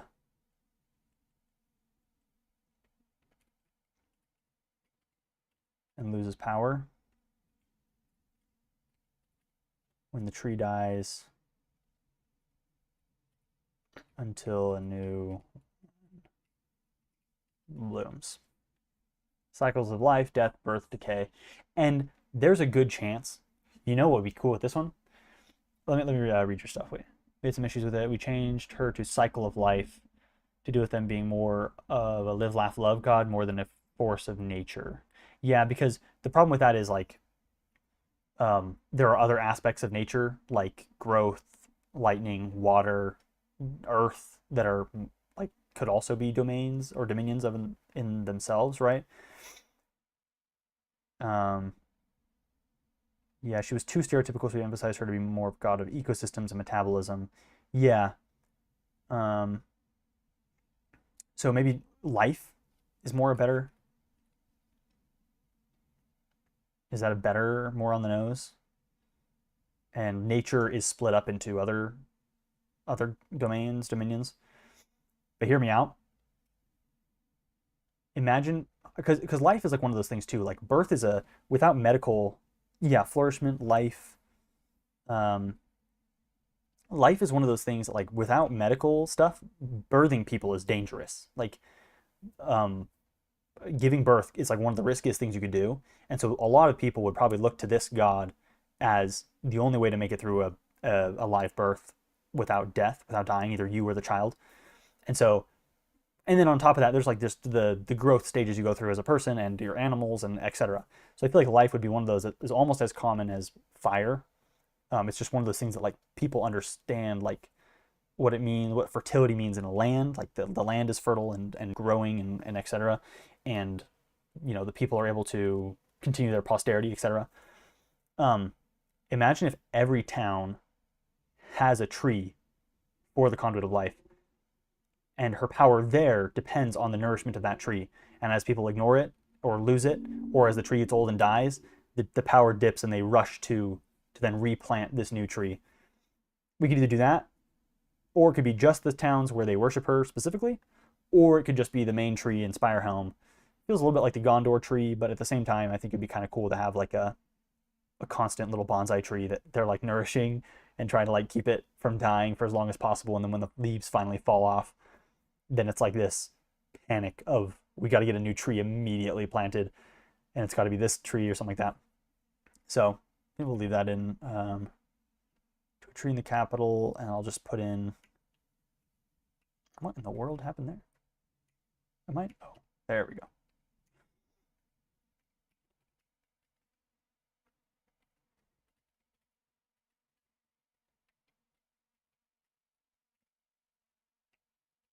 There we go. Letting her tree in your home die is casting her out of your home. Kind of deal, yeah. With the whole places of worship idea, means it could be just one individual city that does that. Yeah, if there's like one of these places that is the pillar of like if we decide to kind of split up some of these most important ones to their own villages or cities or towns or whatever, and they each are like how in Greece there was like different places, different cities that were over different ones of the gods. I think that could be really cool where it's like this we know this city is the one that protects like maybe it's the farming city, the one that has the most amount of farms that is like the people, you know, they need this. This is where people go to give birth if they have the money to, because it's the safest place to give birth. You're within, you know, a farmed area and it's very fertile and there's lots of stuff. Um, and so that's like the place they could go.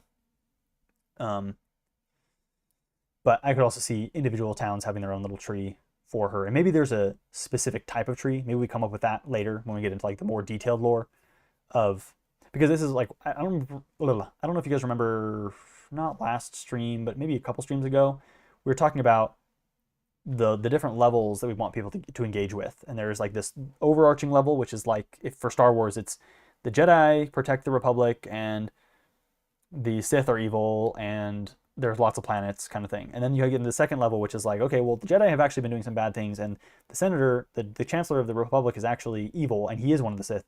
And then there's like these third layer things that are like, well, actually, Darth Plagueis told Sidious to raise Darth Maul, and then when Darth Maul did this, he found his brother, and like those are like the third level stuff. And then you get fourth level, which is like books. You're like reading books about lore and wiki pages about very specific things. So we want to get the first stuff first, then the second stuff, then the third. And so we want people to have stuff to dig into if they want, but not need to dig into it every single time to understand any concept.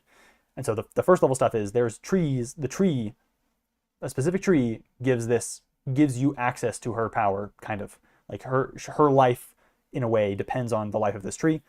The second level stuff could be like there's a specific type of tree that all of these trees that people have planted, it's this one type of tree that only grows that only exists now in these 5 or 6 areas around the realm.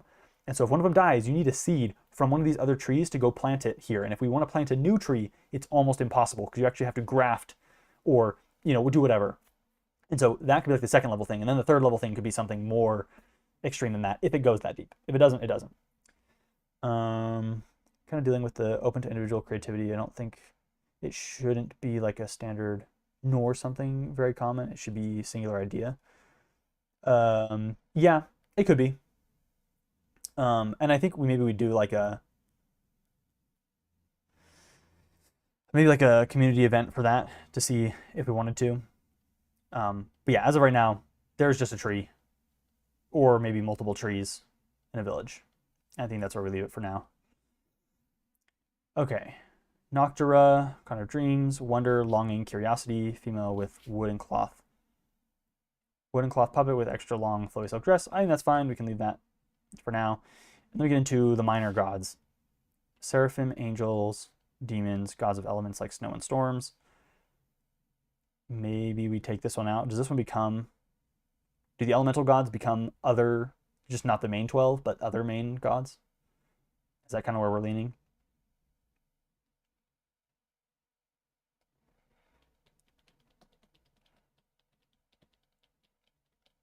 Main point was, or the entire point was to have these things as many symbols. Yeah, I guess that's true. I guess everybody could look at it, the god of life, differently. I'd imagine trees or growth or plants in general would be something that any culture looking to a god of life would look at, because like food is a result of, like, life is a result of food and sustenance, and that comes from the life of plants and animals and such.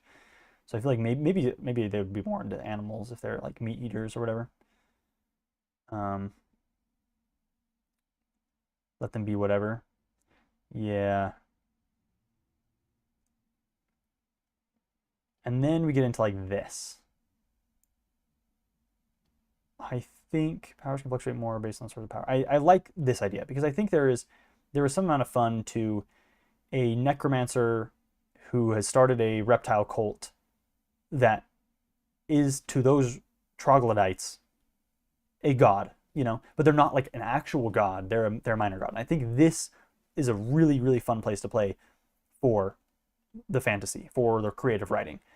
This allows you to be extremely creative and create a drama on a smaller scale that's not as like, not everybody's praying to this thing, but this is a god whose power is growing because of the amount of followers they have in their cult, even if they're not an official god. So I think these are I think we should probably leave these mostly where they're at. People are worshiping the domains, and they are trying to summon the gods by doing their worship. So when someone prays to the god of life because they want life, I don't know if they're necessarily trying to summon gods. I think they just want some of their power or influence. I feel like if you're praying to the god of knowledge. You're probably not trying to summon the god of knowledge most of the time. You're probably just trying to gain some knowledge and learning that you didn't have before. If you're playing the conduit of war, you're probably trying to win a war against a rival nation, or in most cases, the dark forces of the enemy. So you're not necessarily trying to summon them. However, there might be a tale where somebody prays to the god of war and they actually get them there and they fight alongside them or against them or something like that. So, didn't we plan to get rid of the more followers, the more godly power idea? Yes, on the big scale. Like, we don't want like power scaling type of things. Well, my god has this. But I think from a fantasy point, maybe fantasy is the wrong word. From a creative writing standpoint, I don't know what I'm trying to say. They would, okay, hundreds. I don't know what this is trying to say here. Yeah, like it's not like none of these, no matter how many followers this minor god gets, they would never be able to ascend to any power reasonably similar to these. These will always remain a subset. But for example, imagine if yeah, we don't want power scaling. That's not the fantasy that we want. And so what we do want is people creating cool stories. So the idea is that, like, if you wanted to write a story where a main antagonist, because it's kind of hard with the Dark One being so big and so vast, he's not something that anybody's going to interact with for the next portion of this project, if at all, depending on when we decide to push the timeline forward, and because we kind of want to work in chunks so that the writing that's happening is together and not just kind of sporadic. So we need to find some common enemy, and so a lot of times those are going to be in the form of monsters, or enemies, or people who have turned to the dark, and that's how you get kind of these evil people and big bad guys, because you always need a big bad evil guy in a lot of stories, or some antagonist of some sort for a hero. So I think that's where these would come in. Like, the demons could be sent by the Dark One. They're not as powerful, but they can be sent, and they can have ranging levels of power, a small demon or a very large one. And as long as that power is limited to not becoming like an entire god that a nation would pray to, then I think that's fine. And I think similarly, you wouldn't look at a necromancer cult leader as a god, but to his own followers, they worship him. And in a magical, mystical way, that worship feeds his power or his ability in some way or another. And maybe it's probably in a form of, is it hematurgy? You're parasitically from the living world. You're living as a parasite. So maybe these type of cult leaders, like if you're gaining power from people following you, you're probably sucking the power out of them to feed your magic in a way. So it wouldn't hopefully become power scaly, but it leaves the door open for that fiction of somebody who gains power by accruing followers and that. What is worshiping a god? Exactly. It kind of depends on the person. That's where we want to leave the fantasy open. These are just the ones that people engage with because they're the ones who are believed to have direct influence over their dominion. So if it comes to dreams, you pray to the god of dreams because they might be able to help. Justice or fire, if artistry, war, whatever. These down here are different. And I think this is this is a fun fantasy to write too, is, okay, well, I want to write about someone with the Conduit of Shadows, but I don't want to write about him specifically because that's a little bit hard to bring it into a story. But you could have somebody who decided, I want to work for the God of Shadows, and they end up being a bad person or something. I want a way to write that. And maybe gods / demigods is kind of a better way to say it. Like, they are ontologically different. What makes these gods is different than what makes these gods. Does that make sense? Or to worship a god, you practice their domain. So just having hate can power the Dark One. Yeah, I think that's fair. I'd imagine there's an element of that where, like, if you're really passionate about something, you might just accidentally summon the god of passion, period, even if you didn't mean to. And that's, once again, that's the fantasy that we want to write.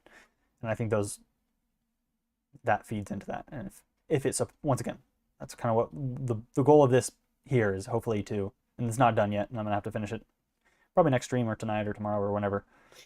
But if it's not feeding our goals, then we're probably looking at it wrong, or maybe you should rewrite some bits of it to frame it correctly so that people understand, so that it fits these goals.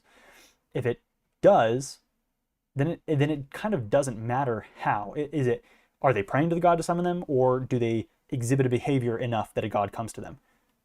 As long as it's feeding these things and it feels like these vibes, then I think we're good. It doesn't really matter. And that can vary between person and between cultures and authors and etc. The more pathways for interaction and stories, the better. Exactly. And if you like the fantasy, for example, like some people are like, oh, I really wanted to write a fantasy about, I don't know, gods that are abandoned. Well, or that they feel abandoned by their gods. We can still do that. Like, you can totally do that within all of this. You could say, I've been praying for the god of fire for months, and I have not been able to light a single torch in my house because the darkness is so thick and the fog is so thick that I can't see anything, etc. That's a story you could write. But on the contrary, if somebody's like, I want to write a story about somebody who has a great experience with divinity and uses it as ammunition, or like they come from a dark point, like the hero's journey of like they feel like a failure, and then this god raises them up out of it and they become a hero. That is also completely doable with, in my opinion, with these major gods that we've created, these venerants. The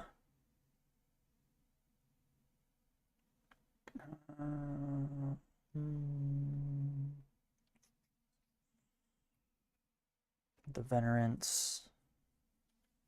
There's probably a.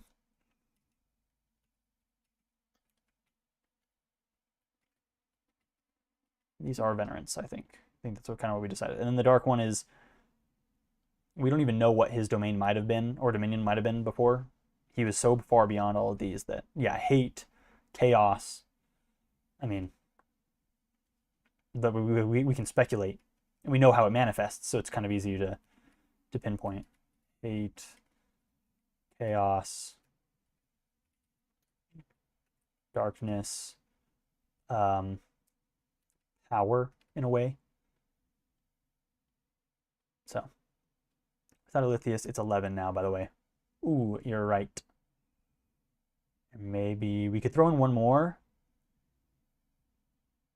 or we could go down to 11 and the dark one could be the 12th, even though he's kicked out. God King is 12. Yeah, let's figure out one more thing. Yeah, who is this? Do we have a 12th? Is the dark one the 12th, or is Alythius the 12th, or do we have 11? And I think the question we need to ask goes back to this. Do we want, so if we were to, I should have ordered this all differently. I mean, it's kind of coming from the top down a little bit. But when it comes to most important things, being at the top and the less important things down the way. So when it comes to gods and worship, swords and sorcery, I think this kind of falls under swords and sorcery. It's kind of, gods are an extension of magic in a way. If this goes here, do we want, let's see, we made a thing for Alythius / the king. Do we put this under the heroic side, where as a hero you're fighting for the kingdom and therefore the king because you see him as a noble? Or do we put it more under the gods and worship side, where do we want Alythius to be a worship figure, where he is the manifestation of the gods? Is he to the same level as one of the venerants, or is he underneath them? The gods are not supposed to be people. Why not Alythius is a person? Yeah, that's kind of the hard part, is if he's a venerant, then that elevates him to a status above what even what people can conceive in their brains, which I think takes him away from being a king and makes him more of a god. However, I am also not opposed to people worshiping the king in a way, kind of in a similar way to like the more followers you have, the more power you have. Some of Alythius's power could come from his worshippers or his followers. But I don't know if I really, I don't know if I love that idea. I don't know if that fits the fantasy, the quote unquote fantasy. I feel like I'm leaning more towards this falls under in, oops, no, in here somewhere between chivalry and knight culture and Alythius. And this is their noble cause, is to fight for the king and for the realm. And that's kind of like what they do. It's fight for the king, for the people, and for the realm, which I guess is the people. But Alythius has always been an exception. And I think, like we're talking about functionally, the Ignispecs serve as gods. Functionally, Alythius kind of serves as a god. He serves as, maybe if people are like, I'm just sick of worshiping these symbols, it's so much easier for me to connect and to be passionate and sacrifice for a king because he's someone I can see. I've seen him. He came to my town, or he sent knights to protect us. Like, I understand how he interacts with us. And for some people, that might be functionally more applicable than a concept and a symbol of these people. So I feel like he kind of falls under the minor gods or a demigod. I think he's most likely a demigod. He's seen as someone sent by the Venerants themselves as a culmination of light, protection, peace. Yeah, his origins might be always a mystery. And then wait, let's see. Maybe the Dark One was the 12th, but some people came to believe that the Dark One used to be a Venerant and is heretical, and thus started believing that Alythius is a god in and of itself. That's a good idea. I like that culturally at least, even if it's not officially like canon. That culturally people would say, no, the 12th Venerant is obviously Alythius. Look how good he is. Look how great he is. Look how majestic. Look how much he helps our realm. It's obviously him. And other people might go, well, you know, there used to be a 12th, right? Like, it used to be this, the reason we're getting all this bad stuff that's happening is because the 12th one like abandoned the realm and the other Venerants. And so I think you could definitely use that. Yeah, even if he's not the same type of being ontologically, they would see him as like, well, he might as well be a Venerant because of how powerful and how protective and how noble he is. He may as well be. So yeah, I could totally see that. But I think on here, he fits under the minor, the minor or demigods. And I think you could even put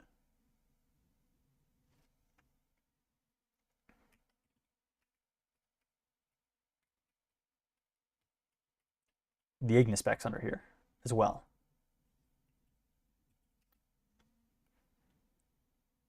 Right?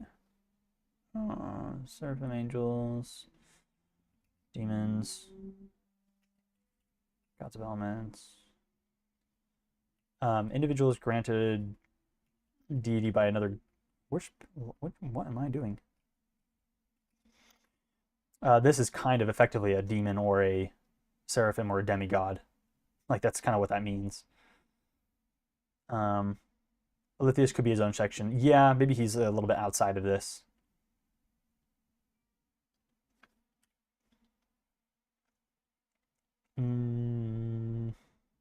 We'll just put that caveat. Whoops. That's it. Not an official Venerant.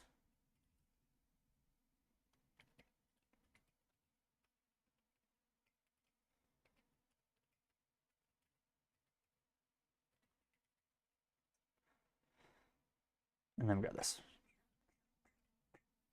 Whoa. Okay. I don't know why we need. Why is that so far away? What the heck? There we go.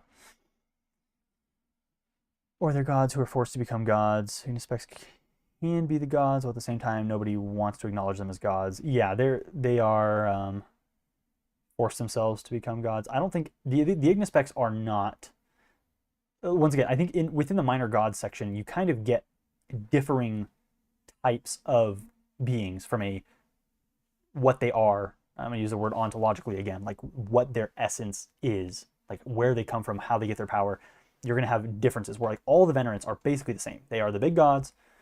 They are each over a certain dominion, etc.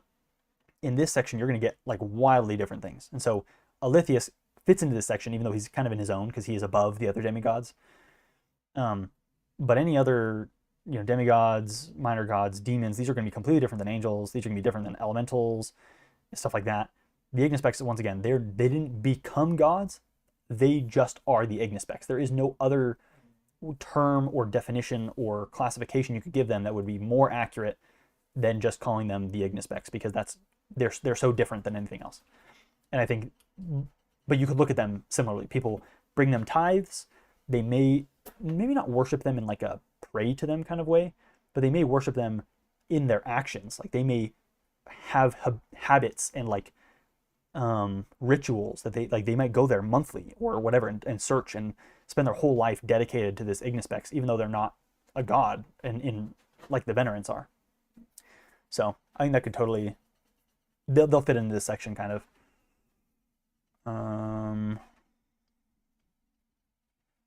Maybe we'll do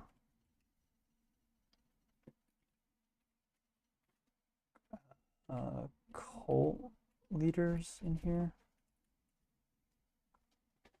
Question mark. This is not a heading. This should be normal text.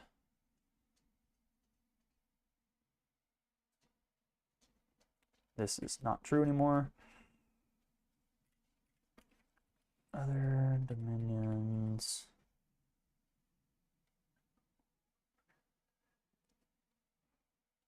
Okay, and just get rid of my text. That's not true. Anybody can make. Oh wait, that was supposed to be for the Venerants. That's why. The Ignispecs have no stories or history. They only speak yours. Exactly. Exactly. Oh, where the... Whoa. Oh. Here we go. Okay, well, I'm much more happy with where we've ended up here.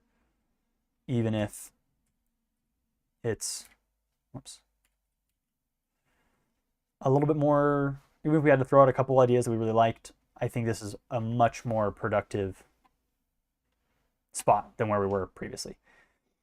And I will have to clarify some of what we talked about in stream here of like how cultures will look at them and different things like that. And I'll do that probably in the Spire book, the guidebook, whatever.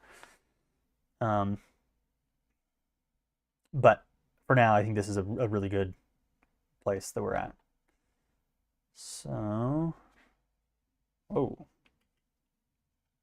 How in the world? Wow, that's a really big gap for no reason. Whatever. Okay. Would doing manual labor count as worship to the god of work? If there is one. If you can think of it, then there is one. That's kind of the thing. If it's outside of these major 12, which I think for now is going to be the dark one, and the other 11. If it's outside of these 12, it's still considered a major, like a venerant. The Venerants are just all over their own dominions. So yeah, if there is a god of work, you could worship them by doing manual labor. Yeah, and maybe that's something that would be common because if a lot of people do manual labor, doing, building or farming or etc., then maybe they pray to that god to help them with strength throughout the day or whatever. Who knows? Yeah, I think there's probably for most gods there's probably an element of consciousness char that you or intent that you'd have to do to summon them.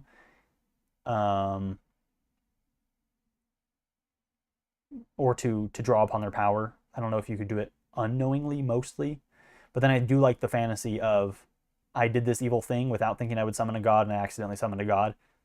That's kind of a cool fantasy that I think could fit within the SpireHelm world. So the proletarian shoemakers would just work to live. They also sometimes went to work so they could come from their work euphoria.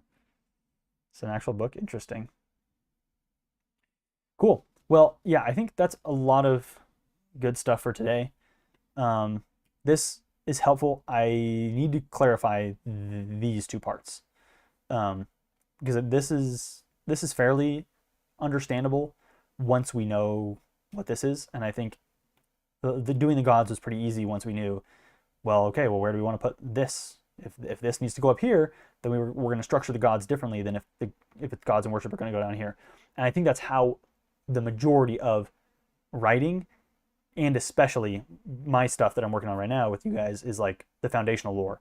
I think if we're not asking these questions for pretty much every aspect of this, then we're going to end up with something that's less productive than it could be. And I think we should strive for the best possible design for this world. And that's going to mean throwing out some ideas and prioritizing some over others. And the fantasy, when I talk about what is the fantasy that we're going for, I'm talking about what is the fantasy that people want to live vicariously through. So either through reading, writing, or playing in an RPG game, which seems to be a very popular thing that people would love to do with this world, is like, I want to run a D&D game in this world or something like it. And so if the fantasy is gods and worship, then you're like just like D&D. If you're going to pick a TTRPG, what is the fantasy you want to play? If the fantasy you want to play is more narrative and less mechanical, then you should probably play like Daggerheart. If the narrative you want to play, or the fantasy you want to play, is more eldritch and less combative and more narrative focused like that, you shouldn't play D&D. Like, you can turn D&D forcefully into an eldritch horror game, but it will be way more difficult to do that than it is to just pick Call of Cthulhu and just play that. Or change Call of Cthulhu, start with Call of Cthulhu and change the gods and other aspects of it to fit the fantasy you're going for, to change it, to reskin it. It's always easier to reskin something than it is to make something into something that it's not. And so I think when I'm talking about the fantasy that we're going for, these are the questions we need to ask. What things are we going for? And in a lot of ways, that's why people are like, oh, well, could we play a D&D game? And I'm like, sure, you could play D&D. But my personal vote right now would be, I wouldn't even recommend D&D for this, because I don't know if D&D fits the type of fantasy that we're going for with SpireHelm. And there won't be any perfect fit. But for me, it's like Mythic Bastion Lands is one that feels like it's on the right fantasy, and Daggerheart with the Age of Umbra, I think is what it's called, has a very good feel to it. Draw Steel also is another TTRPG that feels very heroic and powerful. The sorcery might be a little over the top. It's pretty high magic, but otherwise, like the hero aspect of it feels very on point. And I think D&D is kind of a middle ground for everything, and you can twist and turn D&D into different things. Anyways, I'm using D&D as an example, but the fantasy we're going for is heroic, growing darkness, swords and sorcery, with a ruined world, a dangerous world, an unexplored world, where magic is mysterious and the magic is rare. And beneath that, there is gods and worship, and the gods are distant, but we can draw upon them. I think that's kind of the idea. So maybe we'll change this. Gods are distant, but accessible. Accessible, isn't it? Accessible. So that's kind of the thing. Yeah, the heroism. The heroism is the only way to save the realm, and the kingdom, the good king, Lithius, is here to protect us, and fighting for him is a noble cause because he fights for the realm, and therefore if you serve the king, you serve the realm and will protect it from darkness. That's kind of, that is the fantasy that we're going for. And I hope that's a little bit more clear than it was before. It's going to be way more clear, hopefully, by the time we finish all of this background foundational lore and get into a book. You should not be able to read that book cover to cover or even glance through it without understanding 100% what the vibes are, what is the fantasy we're going for. And you'll know, oh, if I want to do this, if I want to write this, then I need to make it fit into this. Does that kind of make sense? Pinterest board. Yeah, I made this Pinterest board public, I think. I don't remember if I shared it somewhere. I've got a bunch of stuff in here, and now I've kind of used it for other things because it's working. I've actually like curated this Pinterest now to give me good stuff, even though this looks like AI. It might not be, but I've turned off the AI suggestions and stuff, so it's giving me pretty reasonably good stuff now. But the rest of my Pinterest has turned into tons of stuff. So I have some ideas for like graphic design. I'm a big fan of these Wizardrill posters. Like, man, wizardry is just, this stuff is sick. Um, but anyways, I've done a bit of collecting, you could say. I really, really, really like this style of art. I mean, this one's a. I like the. I don't know how art works for me is like if I could blend this with the dark fantasy Frank Frazetta style stuff, we'd be cooking. But there's something about this image right here. Just the guy with a crown, skeleton guy, wizard, some like knights and their what are they called? Their serfs? Their I don't remember.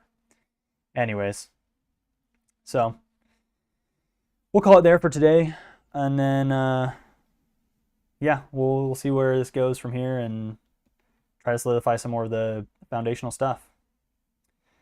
But I will see you all later.